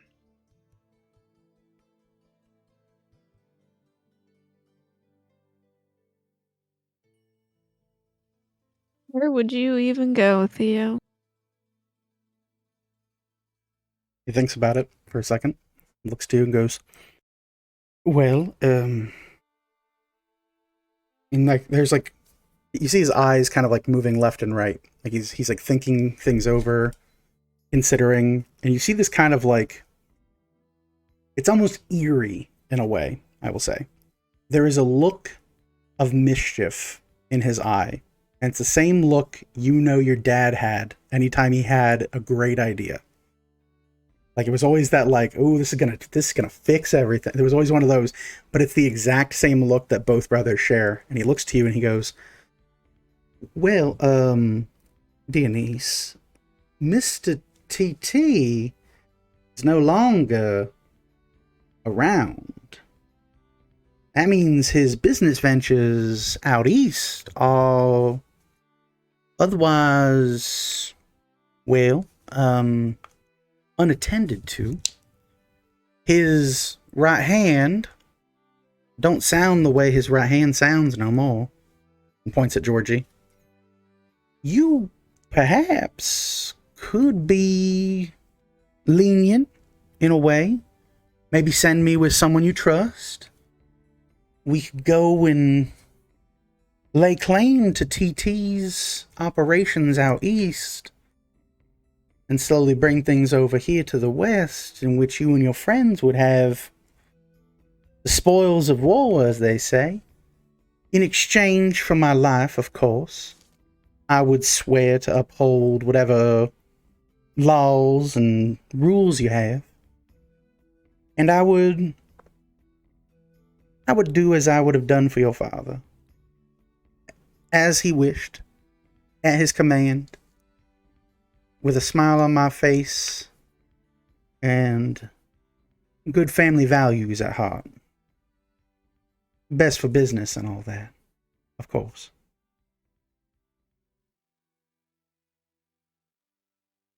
To be honest, it don't sound like the worst idea. Except, who would I send you with? That's the problem. Well, I mean, well, it'd have to be someone you trust. There's a number of folks that work here at the casino that had seen me with Mr. TT. There's also tall, green, and unusual over there, Mr. George. And George kind of looks at him and goes, Do I know you? And goes, yes, you do know me. You, like, waves his hand from the ground up at George and goes, Is he all right? Did you fuddle with his mind? He's been under a mind control spell for years. I don't think he rightly knows who he is as an entire person right now. Oh. Right. And I'm gonna assume that's quite a few of TT's folks are. But to be honest, if we do something like that, I would like it to be not in such a horrible way. It's almost like his people were slaves. It's essentially what it was. It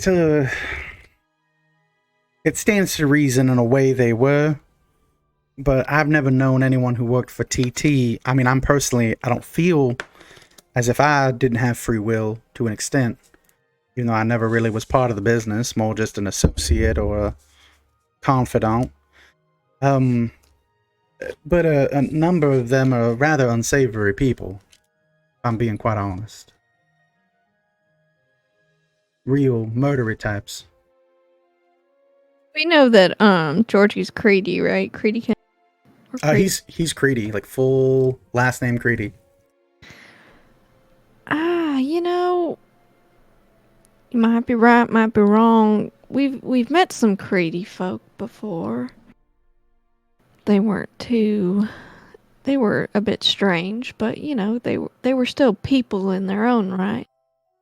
Well, of course. Maybe we could, if you could find, I mean, if there was a way, of course, Denise, to release these poor souls from their servitude, then I'm completely for it. Perhaps after the time of which we conclude his business out east and make sure we empty the ledgers.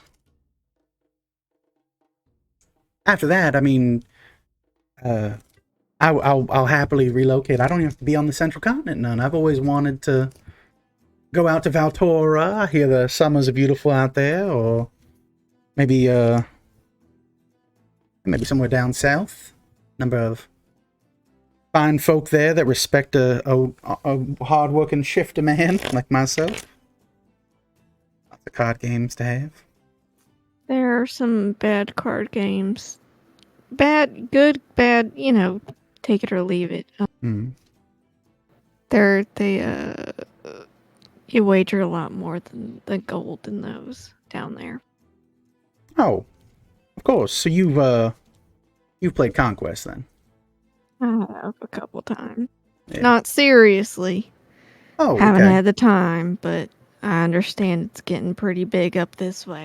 Yeah, it's more of a a game that you should approach casually, of course. Be silly to do it otherwise. You're not approaching it casually, are you? Let's just say my debt is multifaceted in its regard. Understood. Okay. All right. So you wagered. Okay. Understood. Now I know where the debts come from. All right. And the severity.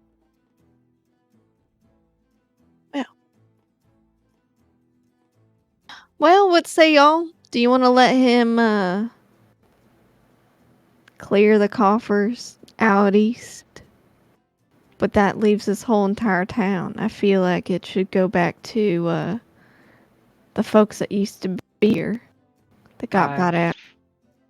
Honestly got to assume that the warden is likely working in the kitchen or somewhere around here.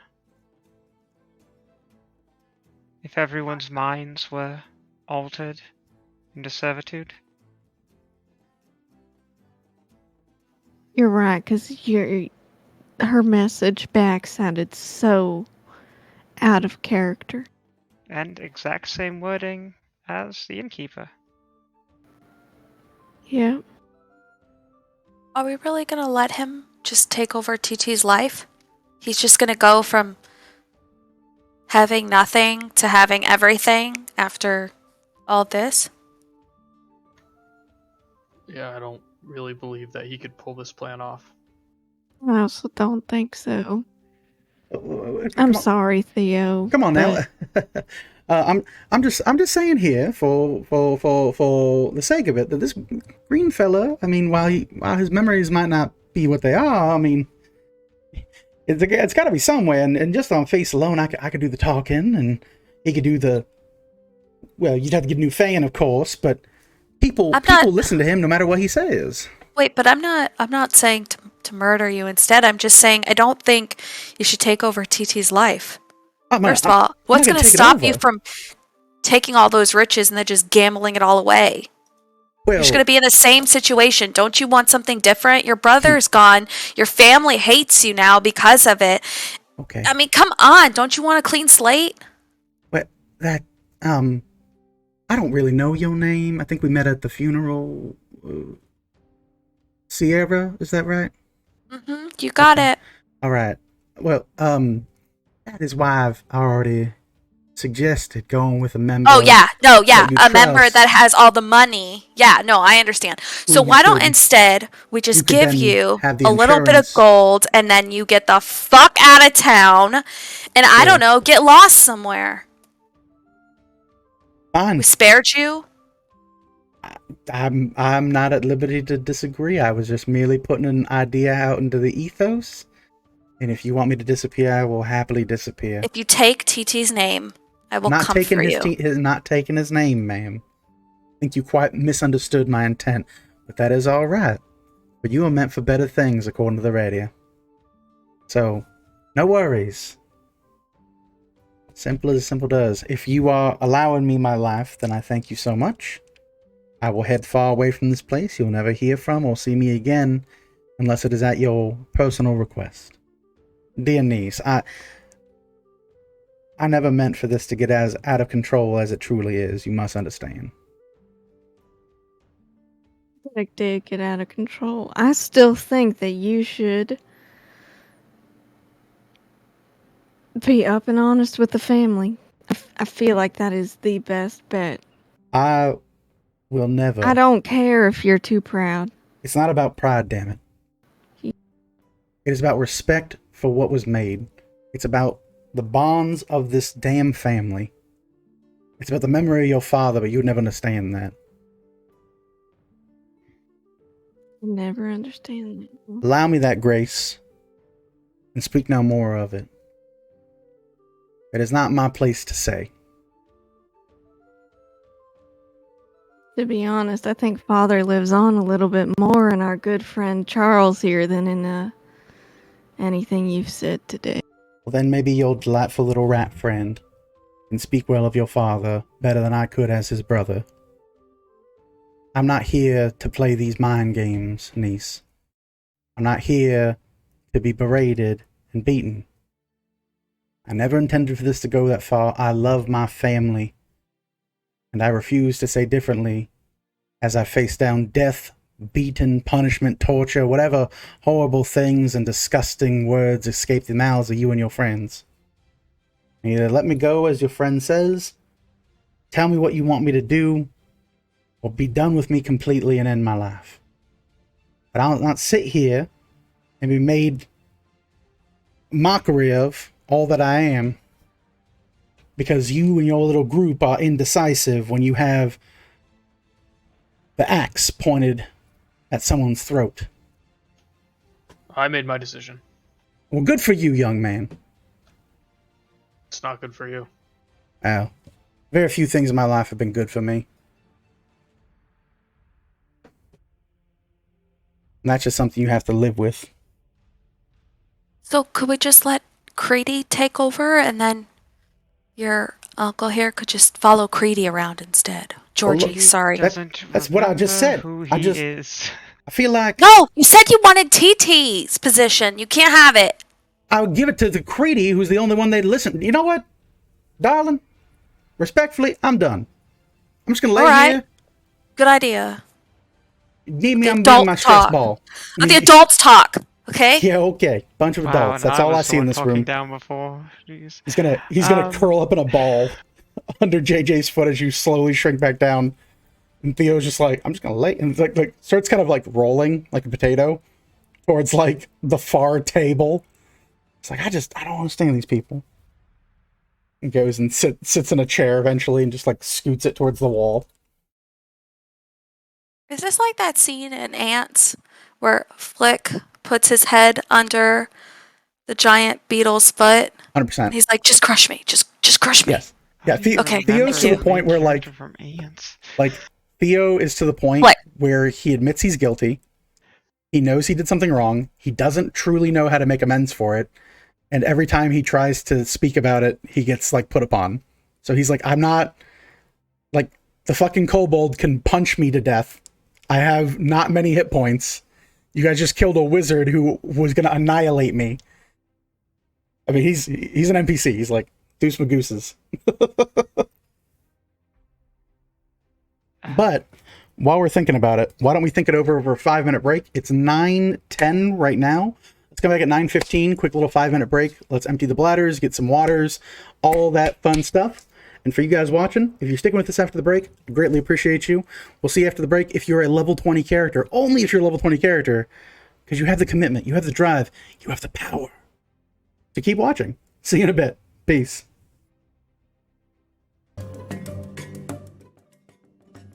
Bam! Hey guys, hey, what's up? Hi folks, if you stuck with us after the break, thank you. I think I saw a raid from the Stream of Many Things. Awesome, thank you guys so much if you're still here. I'm so sorry I don't keep chat open, because your boy got ADHD up the nose. So yeah, that's just how that goes. If you stuck around, awesome, thank you. For everyone else who's still watching, thank you so much, you level 20 characters, I greatly appreciate it. If you're watching us live on YouTube, thank you. Consider following, subscribing, ringing the bell, whatever. Uploads usually go up on Tuesday.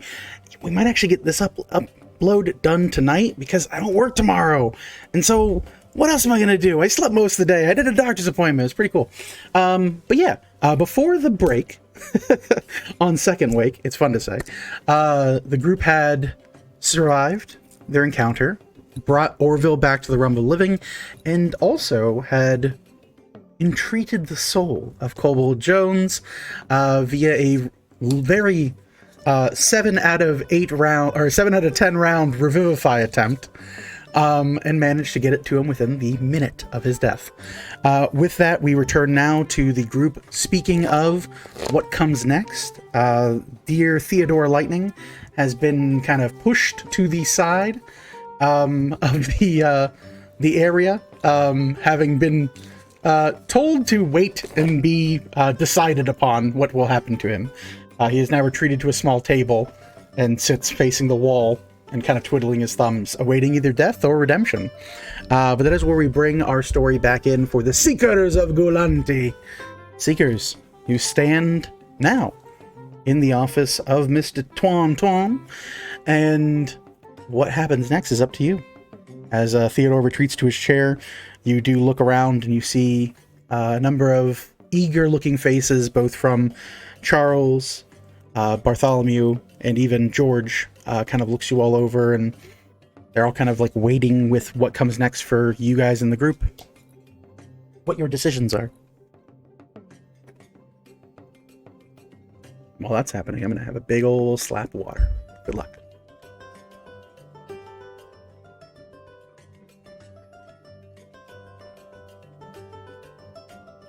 Y'all, I'm not sure if I could just outright kill him. He's got a lot of fault here, but he is, as he said, a pawn. And it's not, I don't know if that's where his defense lays, but I think he's been a pawn to TT and to his own self, so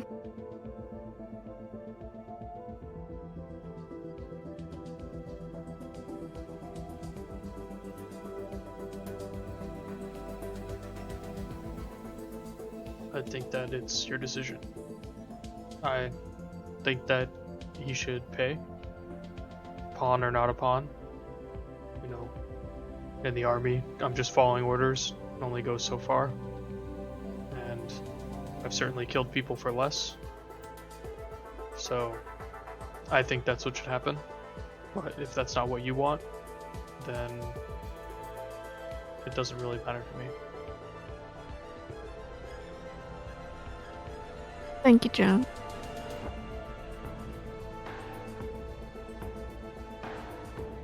I want you to be able to do what's right for you and what's right by your family. Unfortunately, I don't think that parading him in front of your family is going to gain much. At this point, faced with the choice of death versus anything else, we've already seen how he stands up. I don't think we trust him with anyone to go and procure the funds, regardless of how we could potentially use them, of what TT had. So if the punishment isn't death, it's banishment. We know a ship captain we could charter, have him sent wherever we wanted. I agree with that wholeheartedly.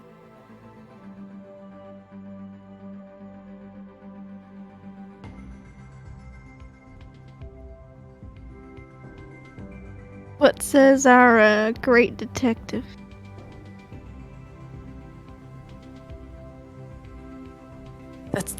That's me. Well.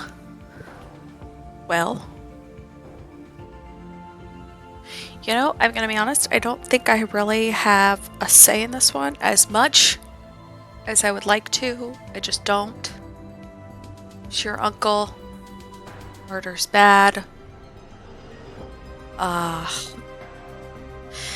as long as Georgie's okay with taking him along, then great.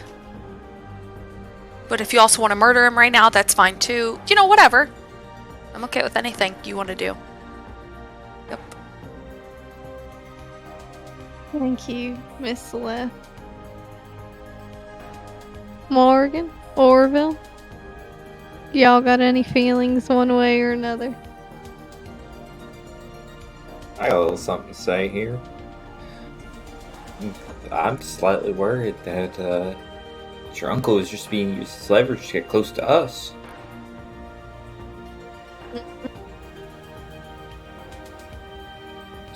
What that means for us moving forward. What if TT is not the end of it?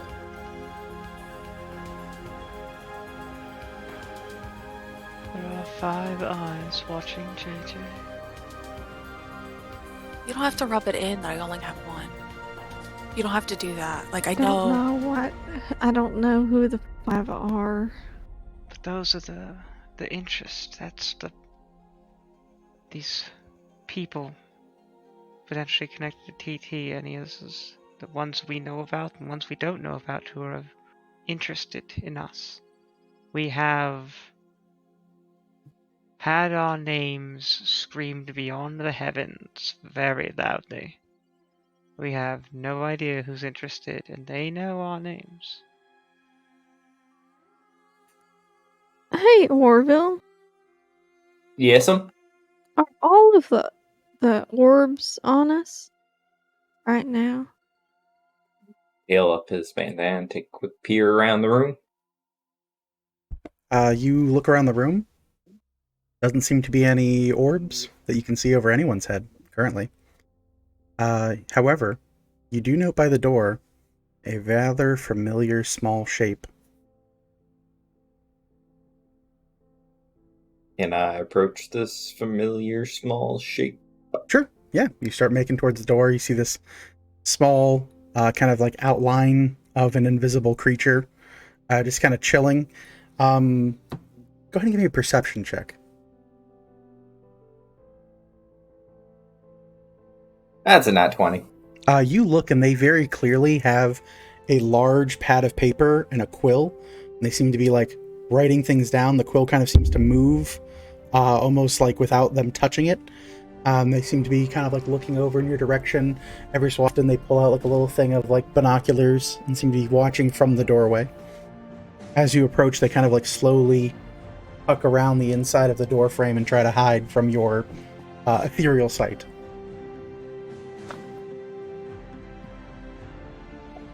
Continue the approach in a non-menacing way. Just very slowly. It's Patrick with Walking the, on up. menacing. Weedle. You Oh, get to like I'm going up to like this stray raccoon that I'm trying to bring home for my wife. Oh, Because geez. she's just like, I want a raccoon. And I'm like, well, I'm gonna go get a raccoon. There's I don't some know how this shade. works, There's but some shade being thrown here on D&D. You heard it not here in shade. first. It's just love. It's JJ just wants a love. raccoon. Who doesn't? Yeah, that's fair. Just Yeah. slowly walking up with a bag of trash, like, hey, buddy, come on, come here. Happy There's plenty of. endings?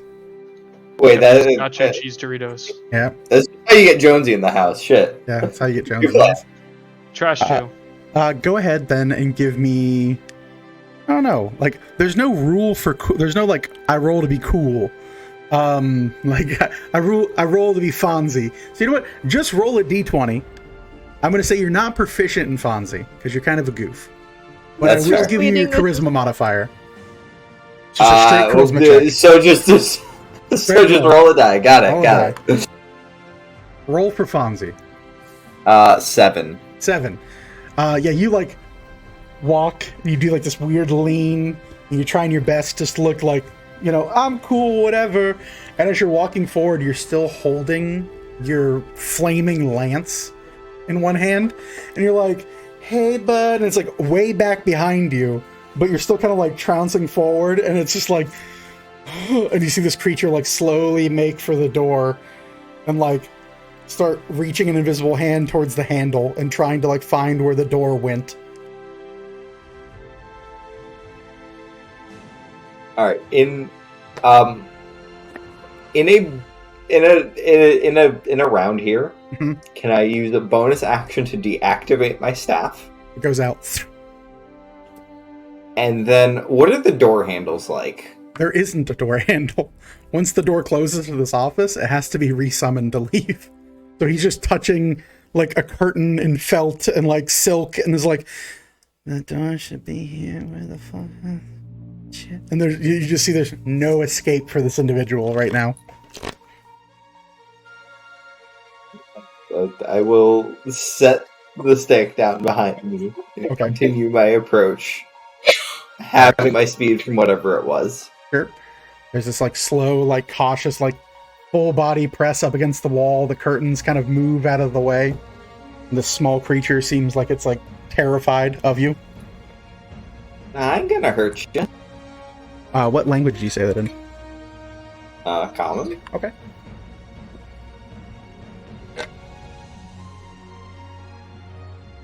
There's a bit of scared trepidation. And at that, I will have Orville stop and just sit crisscross applesauce on them. All right. Just plop on down. It looks you over and kind of crouches and slowly starts trying to like make like a wide circle of you and get around you. It's kind of like it's doing the very much like the old school like 1940s. We're gonna sneak, so we're gonna do it on our toes and like big wide legs and try to like high knee our way through. And it kind of just looks at you and like seems very skittish. The shape of it is much smaller than a normal creature, for reference. The same individual you ran into at the forest, and even during your interactions with your mercenary friends now. The same person.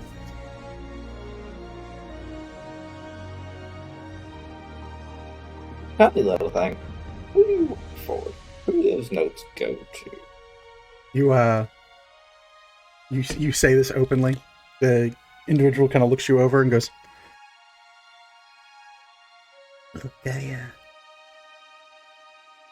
know you can see me. I'm not here. I'm just I'm a quiet observer. I'm not supposed to talk to yous. But you are. Yeah. You keep messing up my job, man. Not good. Not good for who? For me, I have a job. Got a wife and kids. Lots of people that'll miss me if you kill me. I ain't gonna kill you. I ain't killed anybody. I mean, you've killed a lot of people.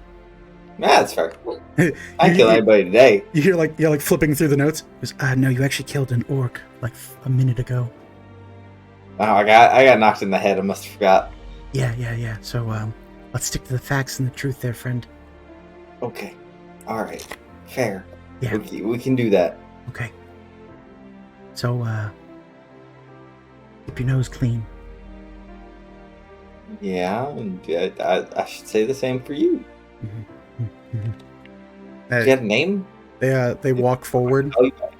They pull something out of one of their, like they have like what looks like a messenger bag. They pull that out and they set on your knee a small button, and you look, and it's a button that actually matches the side of your pants, like that you'd worn in town a couple weeks ago.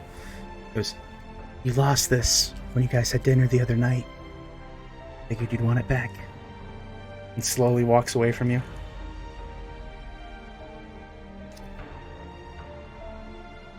Sharp as a tack. They ain't hurt me yet. Can't be my charm. Just, don't worry about my name. They may, Sounds good. I'm a journalist. I'm just here to get the facts. Mm-hmm.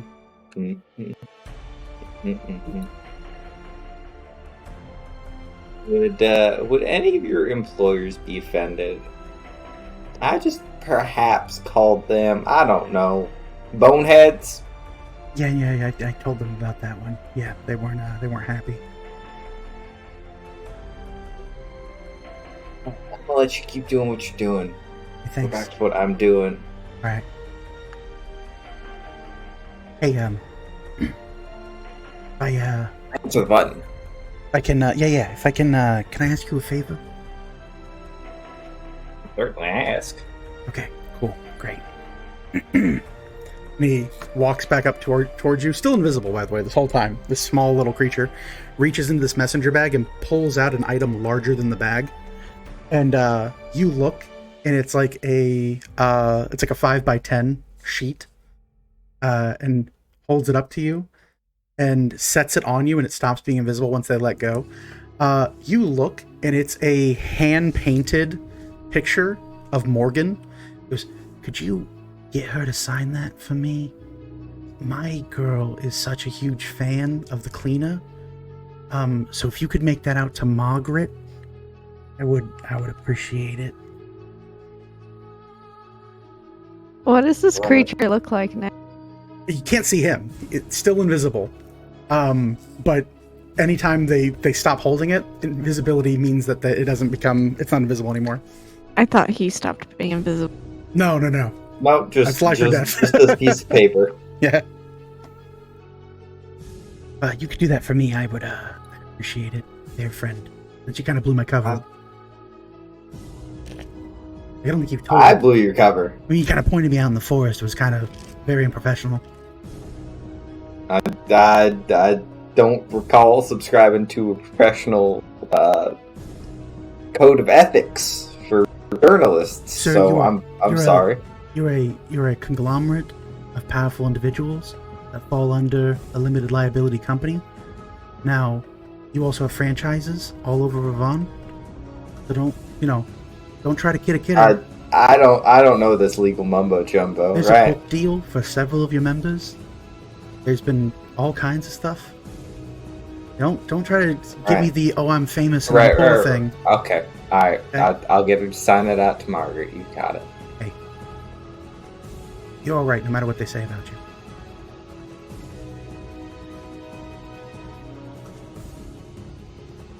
All right. So Morgan. And you see, like, as you go turn to Morgan, there's just there's a small kind of like, some of you might like even feel gust? it. It's like a gust of wind, and you look and he's gone.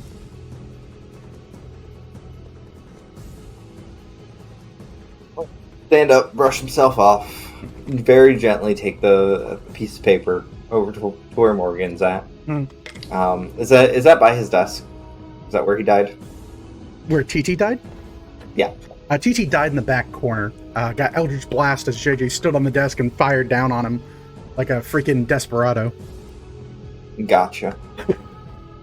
Oh, I will go to the desk, 'cause that's where I assume there would be some sort of stationery. Oh, there's tons. Some sort of write and implement. Yeah. There's stacks of paperwork. There's all kinds of purchase orders all laid over the desk. Like lots of stuff TT was working on this morning. Mm-hmm. I will. I'll set it out nice, and I'll set a pen atop it, and just say, "Hey, Morgan. Very, very strange request, but there's a small something. Keeps track on us. I guess his wife's a big fan, you specifically, and he asked me to have you sign this out to Margaret. That's something you could do? Where do you get a photo of me? Very strange. You look it over. It's hand painted and glossy. They even put a varnish on it. Do I notice anything weird about this paper, or is it just like standard painting? It's like actually like really nice parchment paper, but it has been dipped in like some kind of like solvent that has created this like glossy finish onto it.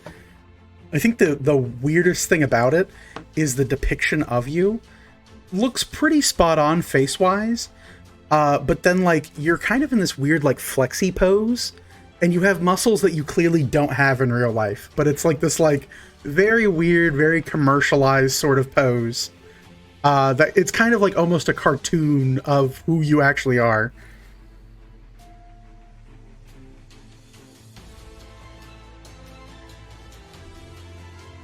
Said there was somebody following us that wanted you to have me sign this to his wife.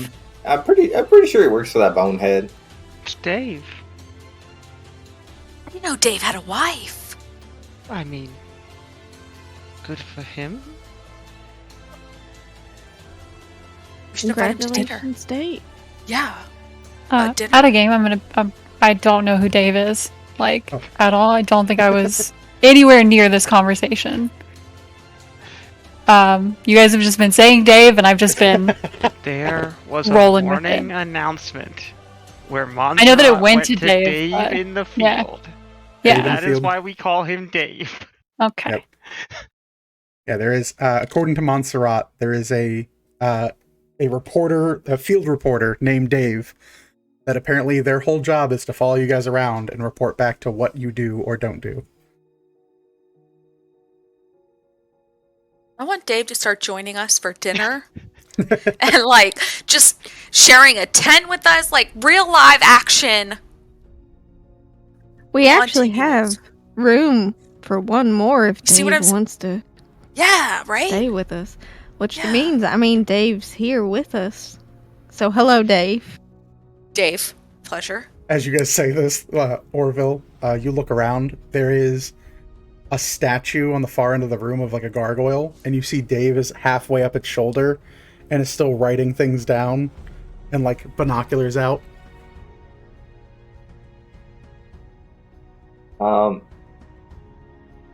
As nice as it might be to have Dave join us, especially in sleeping arrangements, I feel like he's a little bit more liable than, anybody else to get squished by a racist horse that gets summoned in the middle of the night, or maybe an errant kobold fart, or he's a sensitive little guy. Maybe we just set a little food out for him on the side.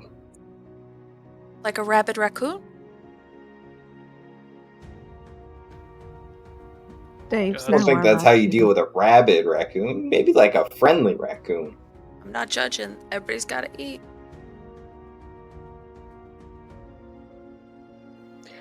Like a stray kitten. Right. Something like that. Anywho, Anyway, Morgan, if you could sign that for an adoring fan and just leave that there, I'm sure this fellow will pick it up after we're done here and make sure that gets along its way. If not, I'm just a messenger. Sure. From what you described, Dave isn't somebody I could sell my soul to, and I'll just sign the paper to Margaret. They say to Margaret. Do you sign it to Margaret? And what do you list as your name? Oh, the cleaner, absolutely. Oh, you finish signing it. The binoculars, Orville, as you go to check, are like looking over the paperwork, and they go down. And you see them on like a little cord, like a lanyard that hangs down in like the midsection, and they give you like a thumbs up. I'll give him 2 thumbs up back, and then I'll turn back to more. Be like, hey, what if you put a little like dagger down there after the R? Oh, I really like that. I'm gonna do that, and then I'm gonna try to draw a little cat paw next to it. All right. Yeah, there's so you turn the R of cleaner into a dagger, and then you put a cat paw underneath it. You lift your quill and kind of look it over, and it's like, that's pretty good. And in an instant, it vanishes off the table. You guys feel a gust of wind blow by you. Thanks, Dave. There's I think you just earned yourself a fan for life. There's another gust of wind that comes by. Morgan, sitting on the table is a very small, like almost unknowable thing that gets left behind, and it looks like a ribbon that seems to be kind of sat there, and it looks as if it kind of matches Lady Galante's manner. You look it over, it appears to be from some of the first outfits that the lady gave you when you were brought in from being a street urchin.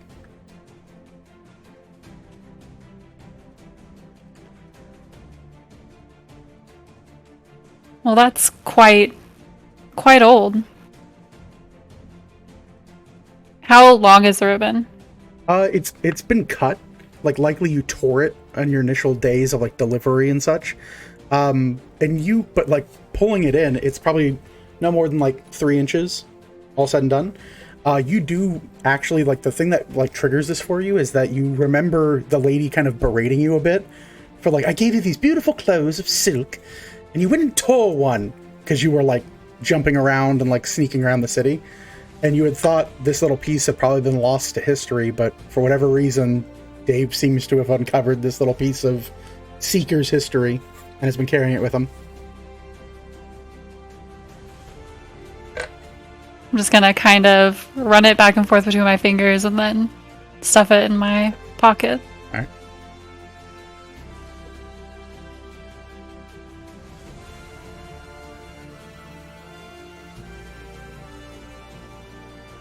Okay, so we're going to be fine with Dave watching us at all times. All right. Theodore. Sitting facing the wall. No, I'm adjusting the group. Oh. As like to get back on topic. Right. Well, going to be honest, I think I like the idea of sending Theo on and off to his own volition, or killing him here. But I do not think that I trust him to handle business to the east. And as for business to the east, I would almost, while I'm not quite sure that our friend Georgie here knows exactly what to do in the situation, I'm sure that Georgie has more of a rapport with folks that have worked with TT and might be the person to take over business out that way. But I would like them at least to vacate Grim Village. Maybe. Unless they can work out a deal with the original resident. Oh, I think we have to go through and see if we can find anyone. Mhm.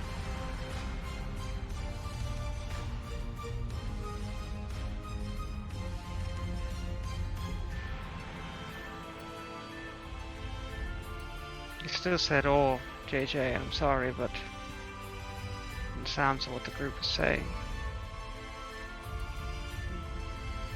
It's your call.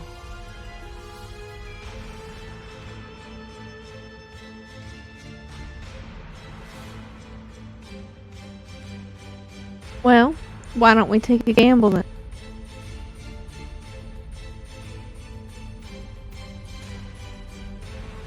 You want to play one more game, Theo? Got your deck with you? Theo like turns in their chair and looks to you and goes, and reaches into their jacket pocket and produces a small deck box of wood and looks you over and goes, "Dear niece, I would never play a game of chance with you. I talked to you about the sickness that runs deep in the roots of the lightning tree. If you want to gamble, then that's fine. I will hold my hand to you." Well, I say let's send you on your way then. Very well. We'll get you set up with someone we know, take you down south. And hope you can make something for yourself down there. I appreciate you. I will say you have truly grown to a most admirable young lady. Your father would be very proud. One could only hope. Of course. I will. Now, Oh, go ahead. I was going to ask now if I ask these folks that accompanied you up this way if they'll return back home and go proceed to finish up the shipments they were meant to go on. The folks that accompanied me up here are under my previous employer's employ. They do not. Well, that we hired them in as little extra help while the farm was repaired. Make sure these shipments got out. The hope was to bring a little bit of coin quickly back to your mother. And placate Mr. TT. Alrighty. How much was the order for? He kind of checks himself a little bit, and then points at the desk and goes, "It should be there on there. There should be folded up piece of parchment." And JJ over it. yeah, you look it over. It's about 2,500 gold pieces worth of what's been ordered. But there's also markings in the sides of it that Theo brought someone else's order, obviously. And with that, the total cost of this shipment is about $4 grand in gold. Yeah. Alrighty. Well, I'll make sure to send something back to Mom. Alright then. See that you do, and if you'd be so kind as to let me out of this office, I would appreciate it. Or I can wait until you all are ready to leave, whatever is best for you. Sit in the corner, or drink some of this fine bourbon or something. What bourbon? Where? Theo points to this whole liquor cabinet. He goes, any of those, I'm sure?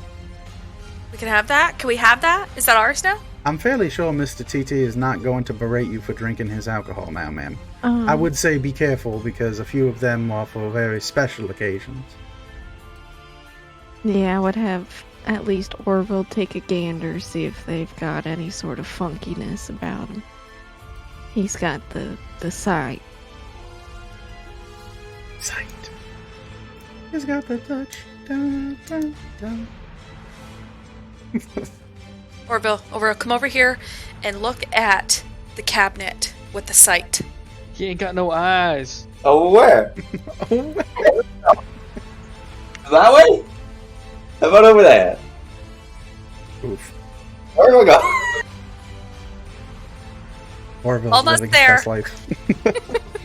If for the sake of it, Orville can detect if things are in the ethereal plane, and if there's anything otherworldly about them, but baser magical enchantments or alchemical poisons or the like, he wouldn't be able to detect with his eyes. That's all Vel's realm and JJ's stuff.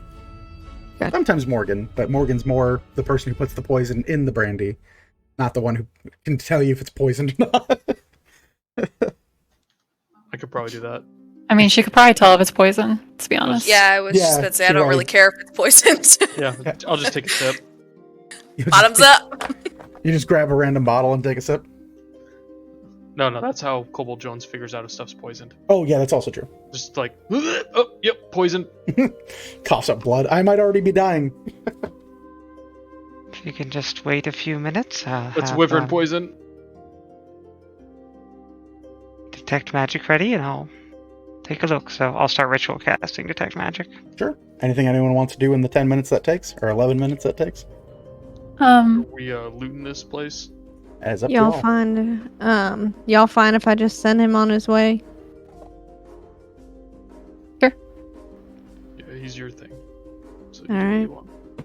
JJ will go find the keys, probably some on TT or on his desk, hopefully. So you look over TT's remains, which is just his outfit.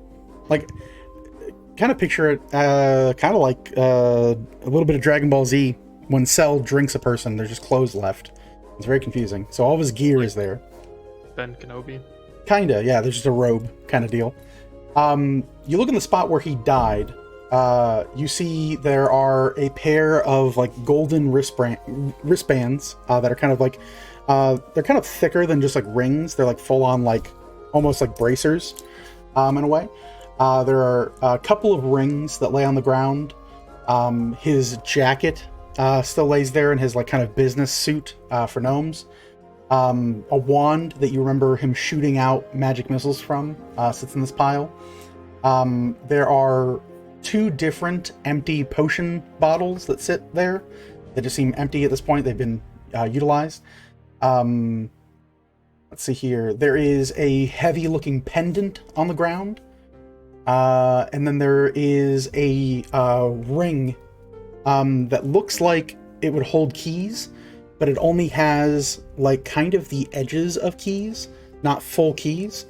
But as you kind of touch it, you can feel them kind of like vibrate in your hand, and you almost have this like innate feeling that if you want to open a door here, you would be able to. It's a key ring that has like just the ends of keys on them.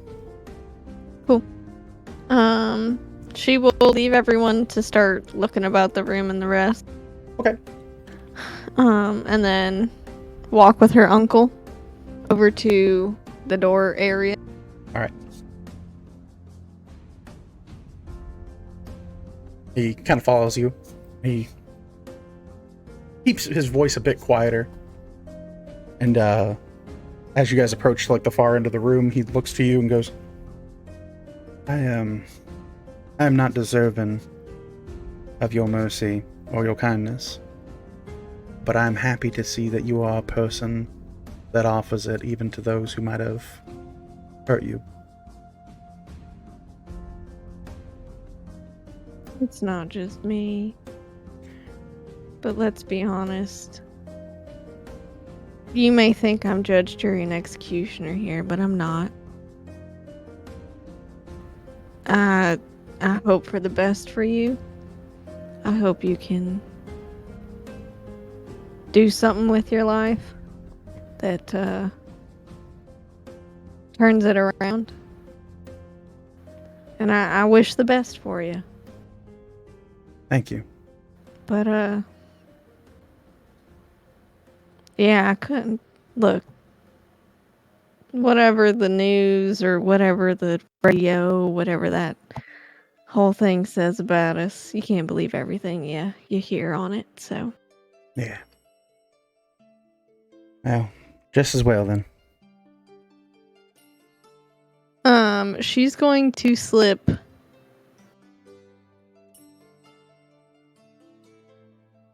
$30 gold into his hand.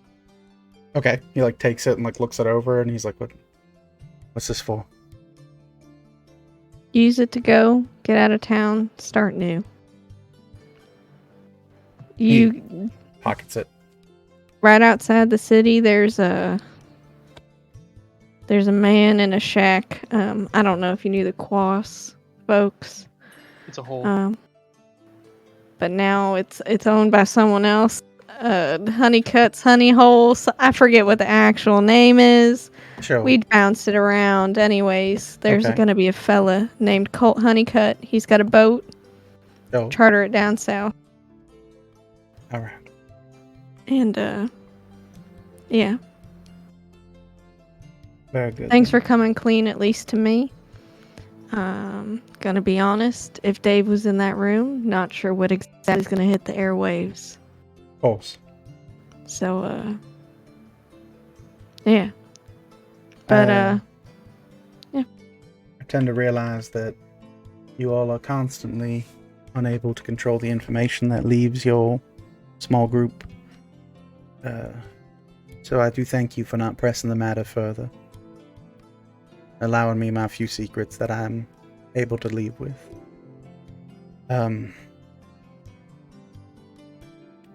If I might, he reaches under his dress shirt and unclips a necklace and pulls it free of his neck and takes it in your takes your hand and puts it in your palm.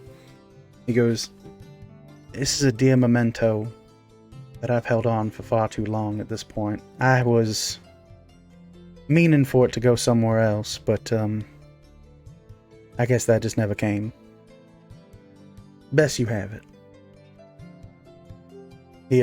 He turns and with the door summoned kind of just walks out. JJ will take the item, kind of look at it to herself, and then make sure that the door is locked back. Yeah, you look at it, and on a silver chain, like an actual very nice, ornately made silver chain, are two interlocked rings that both look like carved horns, like they're made to be an appearance of it, but they are both brass rings, and they seem to be intertwined and locked.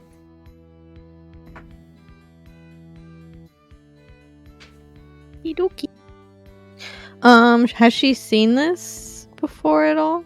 It's unlikely you would have seen this before. There's a weight to these rings, though. Something seems different about them than normal rings.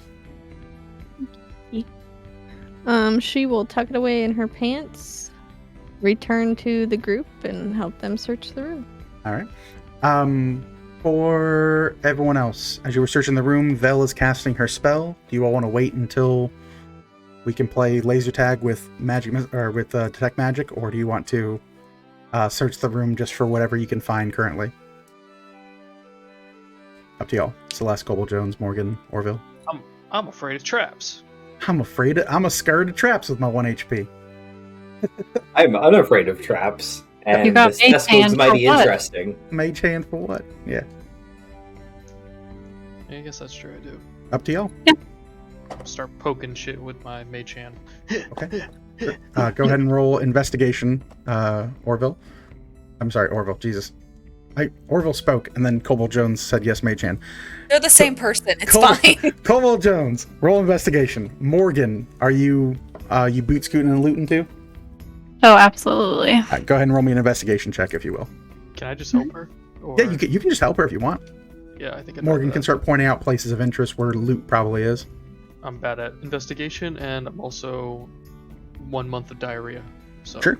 Oh yeah, that's pretty bad. Can I go through the bar area and just start organizing all the stuff according to what I believe would be the best tasting versus what I definitely don't want to touch versus, oh, this bottle looks nice. Sure. Might try that later. So, how is Celeste with aged bourbons? Like, the youngest bourbon on display is 25 years old. And that's like the newest one. There's a bourbon here that's older than most of the party, including Velethil.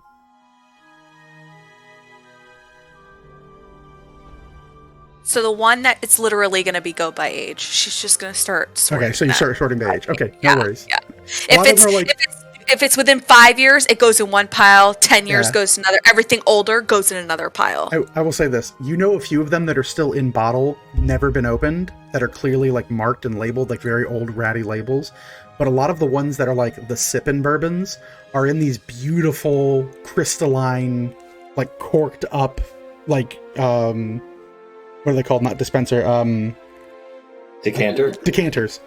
They're in these beautiful crystal decanters, so that you can't really tell what they are, but the smell of them is like a hefty, like, robust alcoholic smell.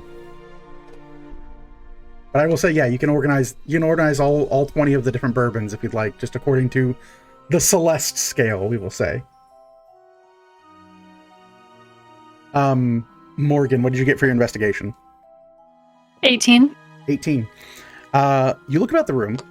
That's with advantage from Cobble Jones? Mhm. Okay. You look about the room. You note a few curious things. You're not sure, again, what's magic, what's not. But you, with an 18, you managed to go across and examine much of the room in the passing 10 minutes. You kind of do like a walkthrough, like you're going to case the joint. Obviously, the pile of his items, likely valuables, things of that sort. You pick through, kind of just like opening the drawers of the desk. You realize in the left-hand side of one of the desk drawers is a safe. It's like a slanted safe that locks over some what you assume to be something inside of this desk. With an 18, you also notice there is a false leg on one of the legs of the table itself, or of the desk itself. You knock, and there's like a hollow sound to the desk. But it's also, with an 18, you do note, like, obviously the bourbons are probably worth money. There's a couple of different gaming sets that are scattered across the room. But the most curious thing to you is that this office, like, it doesn't seem like there's nowhere to sleep. There's nowhere to, like, put currency. After an 18 and you kind of take a 10 to go around the room, there's nothing where, like, you're going to find stacks of cash. And you know this place has to have some kind of monetary value. You guys were offered a reward. It's a casino downstairs. There's got to be a lot of coinage that comes in and out of this place. It's very curious that there's nowhere to sleep here. There's nowhere to store money. There's nowhere to keep important documents.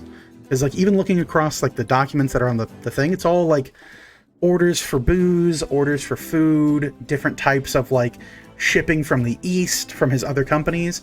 But there's nothing, like, solid. Especially, you know that he owns the land here. So there has to be deeds to all of the lands in this area, and yet they're nowhere to be found. So, pause on that, ruminate on that, if you will. You do note a lot of the marbling statues, things in this area are all effectively, like if you had a fence or somebody who would sell like treasure type stuff, a lot of it would fetch well over 10 to 20 gold pieces each. Like, a lot of this is like very fancy investments of wealth. They'd all be worth like good money to the right seller or buyer. Vel, you complete your detect magic.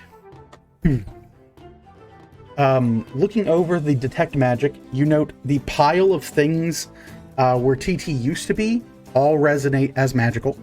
One of the decanters that is on the table that was previously offered to the group detects as magical.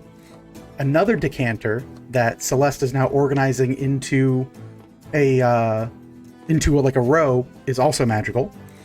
And it's a kind of like a weird, like ornate looking jade decanter. Looking over the desk, there is an enchanted quill from the looks of it. And I'm trying to see what else is in the actual room itself. Let's say here. His stuff, that stuff. The chessboard and the pieces are enchanted. And you know, in the back of the room, there is a large mirror, and that seems to have a faint enchantment on it. Magical aura, I should say. I shouldn't say enchantment. That's where you guys are at. What do you do? Up to you. It's a puzzle within a puzzle.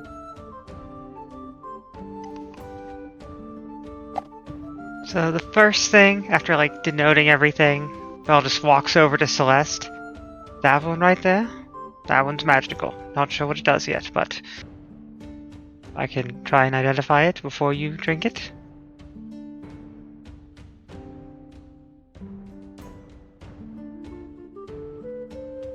Is that a question or a statement? More however you want to do it. Like if you want to randomly try and drink magical things that you don't know what they do to you, I'm okay with that. It's experimentation, I get it, but like I can also let you know what it does.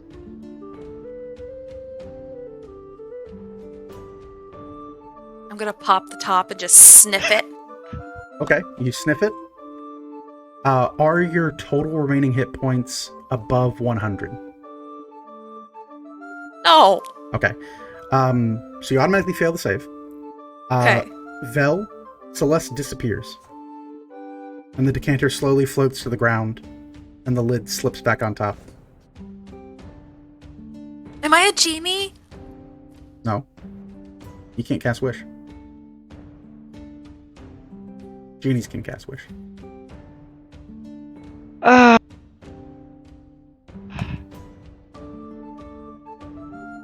So let's just sniff that bottle and vanished. All right. So the bottle sniffed back? I don't know. She literally just vanished. I'm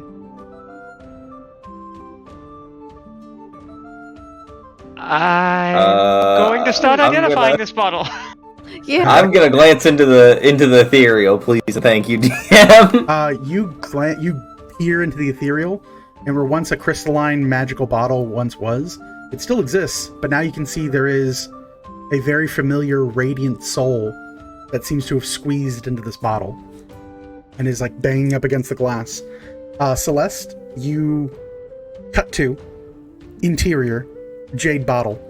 Celeste, you are on a floating cork amid a sea of bourbon and the stench of booze. You are riding this thing like it's a raft, and you are about the size of maybe a mite. And you look around, and the skies are an eerie, ethereal green, and you can see shadows ruminating across the outside of it. And you are float adrift on the sea bourbon. Can I just scoop down my hand, take some, just... You are instantly hammered. 100% just trashed immediately. And now you are full castaway on this little cork in the inside of this bottle. Oh, I want to be here forever. Nah, she's throwing up for sure. I know. Wasted from bourbon on a boat. Yeah. On a rough boat. Ooh. It's a little sloppy since it just landed. Yeah, anything else you guys want to do while Vel is now identifying this jade bottle? I want to allow for adequate time since we are getting, we're kind of past our normal time. But I do want you guys to kind of have a bit of on-screen time investigating this if you guys are cool to go a little bit later. Just a tad. Hey, Orville, can you use your fancy glowing eyes and see if there's any, like, fake walls? Does it do that? I could certainly try. He can peer through solid objects, I think, but I don't think he can tell if things are fake. Let's see here. 5e. Let him be able to sight. see through illusions? He can see through illusions. That is very true. Let's see here. Oh my god. Specifically, it calls it out. Gives the ability True Sight, the ability to notice secret doors hidden by magic, and can see into the ethereal plane. Okay, fair enough. Gang, gang. You look, Orville, and there is a illusionary wall that exists where this mirror is. You note the mirror is enchanted to float. It's not actually attached to a wall. There is no wall past this mirror.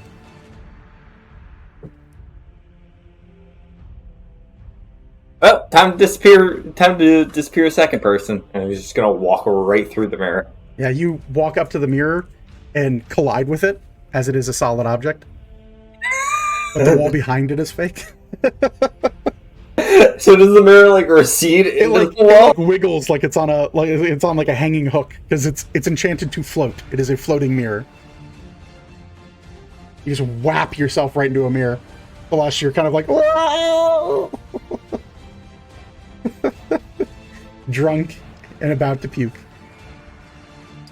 Alright, well, that didn't quite work like I had expected it to. Let me fix my eyeball. I'm going back to normal vision. Alright, you return to normal vision. There's a big nose print and steam where your face was on the mirror. Josie, you reckon you can lift this thing? I reckon you can lift this thing. It floats. I mean, I'm pretty drained from all the diarrhea, but let me try, and then I'll...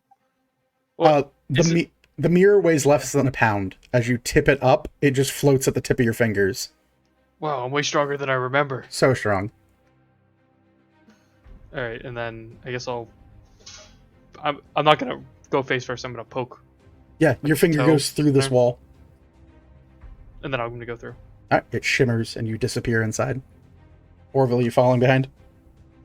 Oh, absolutely. Shimmers, disappears behind.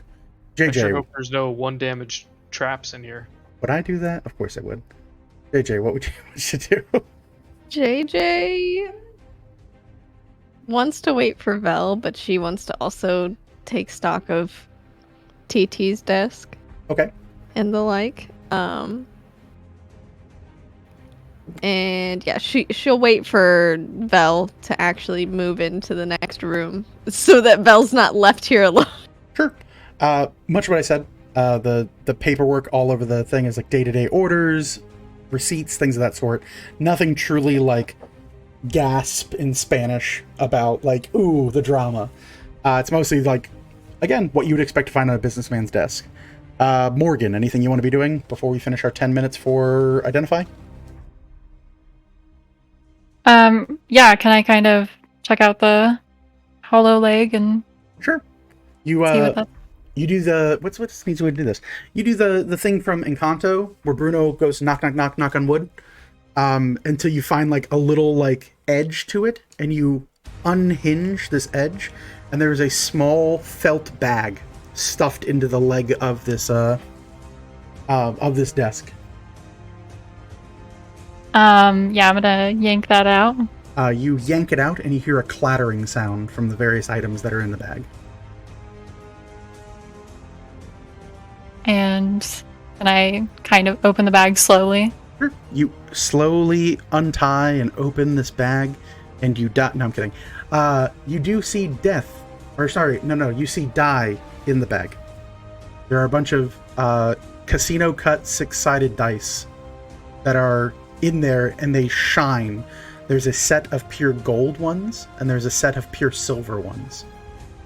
And they're chunky. They're like thick dice. Same. Put that in a sock and kill a werewolf. Yeah, actually. But yeah, if you want to write down that you have a felt bag of gold and silver dice, that is what you find.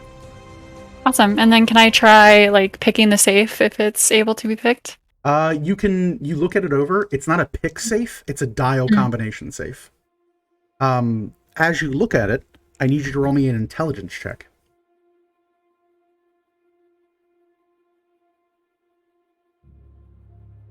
I keep putting all my dice back in the stupid dice tray, so I gotta take them out every time. Heyo. Struggle. Not delivery, it's struggle. Just a straight intelligence? Straight intelligence. We dumb. We dumb. What's That's a 3. A 3, okay. You look it over, you know that these safes, typically, when they're built this way, try to, like, avoid hearing eyes. So typically the combinations for these are only known to the people who they belong to. They're not easily picked. They can sometimes be broken, but even though you don't know the full functionality or purpose of this like desk safe, you do know that likely it has a mechanism in it that if it's attempted to be forced instead of finessed, there would be damage to whatever's inside, or likely a way to dispose of any evidence. These are a very particular sort of combination lock you've seen, likely more, not seen, but overheard in like a tavern, like other rogues and those like, oh, did you hear we broke into this house? Yeah, they had one of these crazy safes. And you kind of recognize it as a document safe. Whatever's in here is likely privileged information. Is it quite a large safe, or is it something that can be like? It's like if you have a desk, any office desk, that has like a large drawer, it's the same size as that drawer. So I mean, it's pretty deep. Like I'm looking at the one for my house. Let's see here. We're gonna use our handy dandy tape measure. It is about 1.5 feet and no more than about 1 foot deep. And it's got a big metal slide over the top of it that locks into part of the desk with a dial on top. So that is what you get. Again, you could attempt to just try and like with your kit, you could try to do the old like lock picker or safe cracker thing and like put an ear to it and try to hear the tumblers. Just know that there's a potential that if there's a failure on it, whatever's inside might be lost.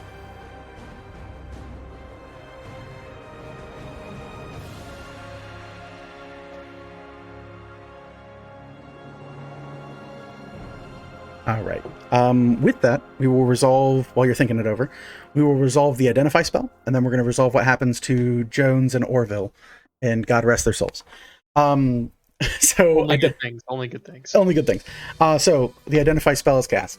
A long shadow drapes out of Velethil, rises up and places its hands on your shoulder, leans in and whispers, and you hear, "Well, isn't this peculiar?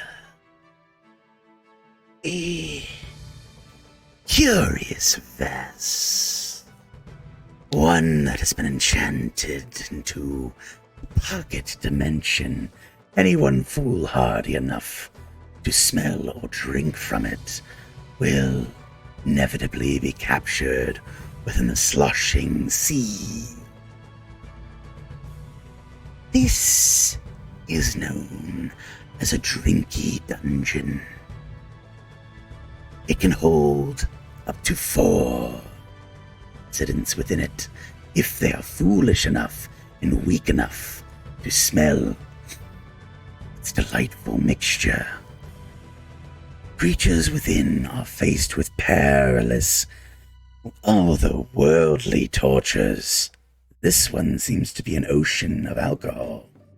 Their skin will dehydrate, their bones will grow fat, and if they are foolish enough to drink this place, soon they will gain weight and sink below the depths. It is unlikely that any creature that willingly ingests the bourbon within this device will survive for longer than that day. Each day a creature must save, otherwise be tempted to drink of the delicious mixture. If you wish to release the creatures within, you need only uncork the glass itself and pour them free onto the floor. Be warned, they might smell a bit worse for wear. This has been a use of the Identify spell.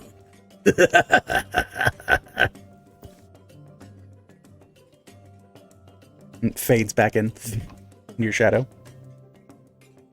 Right, and then steps away from things to get into a bit of a more open area and just uncorks it, holding it away from her. Yeah, you keep it Pours away from you. Celeste out. You pour a slosh of fluid onto the ground, and it quickly becomes a very large person. She splashes onto the ground and starts coughing, and eventually, Celeste, you cough up a big chunk of bourbon, and you look, and Celeste has like a little bit of heft to her stomach. When she took a little sip of bourbon, it looks as if Muscle. it's a love muscle. You assume in a few days it will likely return to normal, but it is full-size bourbon entering a tiny frame, so it expands once it goes in there and then drags them below the depths. They will eventually die in there.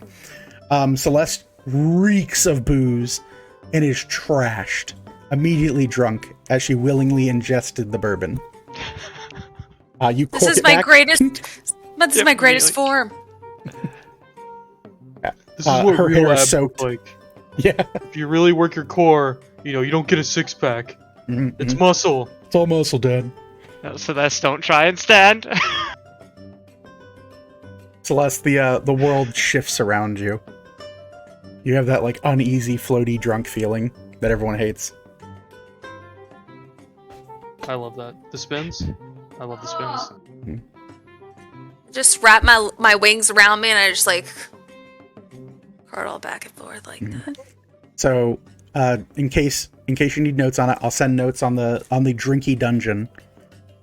Is what it's called. It doesn't require attunement. It is a wondrous item. It is very rare. Okay. Do we have to put our own booze in it? No, it is always full of booze if you really want to drink it, but the booze is not good to drink. It will make you very fat. Its whole purpose is to lure people. Like, you have to willingly have a creature sniff or drink from it.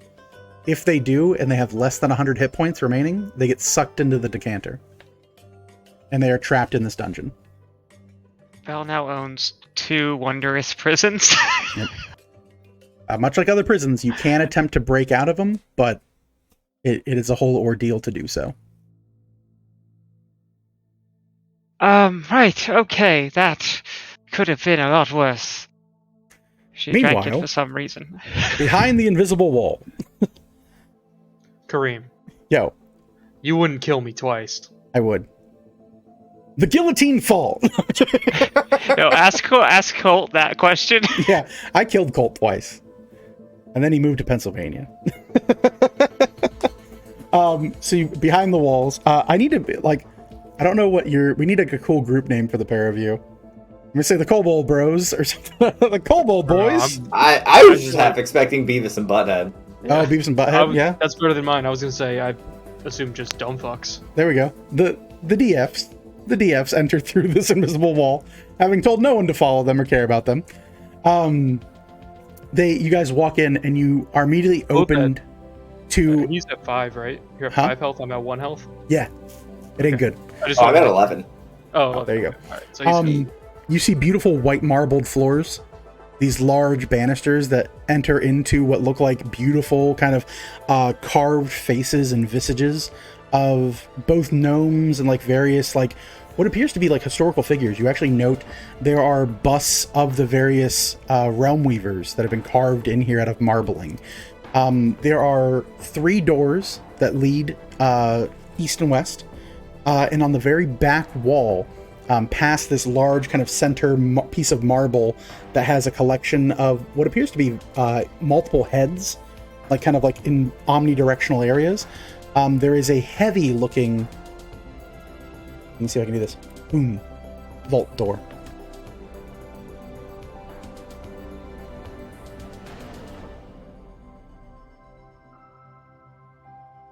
Found it.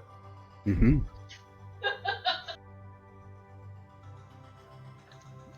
All right. So I've seen this movie called Ant-Man, and I know that we need to do something with water. Pause. What's a movie? Freeze it, and then it'll explode, and we'll get in. Brilliant. What's a movie? Yeah. Well, yeah, It stars a vampire. Bobo Jones is watching all kinds of crazy fake pictures. I don't understand what this is.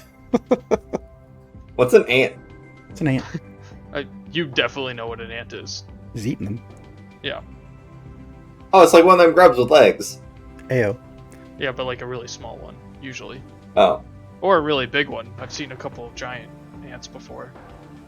That like, pick up cars. What's a car? Ladies. What's a car? You guys... Oh, hey JJ, how's it going? Anyway, you guys really have not had a lot of mushrooms, huh? You been hanging out with that Bulette? No. I just have a lot of, I've lived a lot of life. I'm sure you have.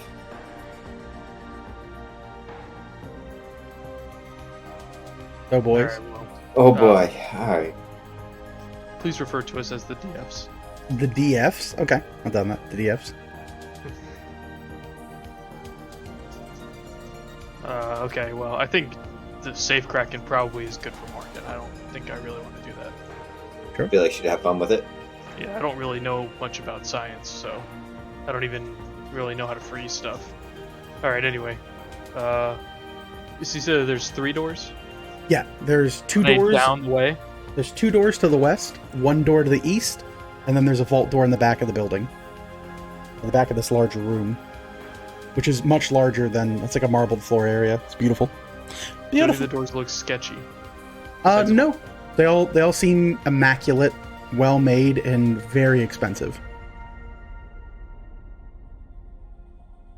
Alright. Jones, I'm opening you the first wait door. here. What do you do?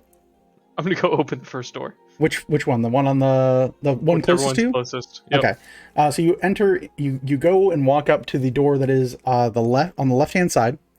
You go and you put your hand on it, and go to turn the handle.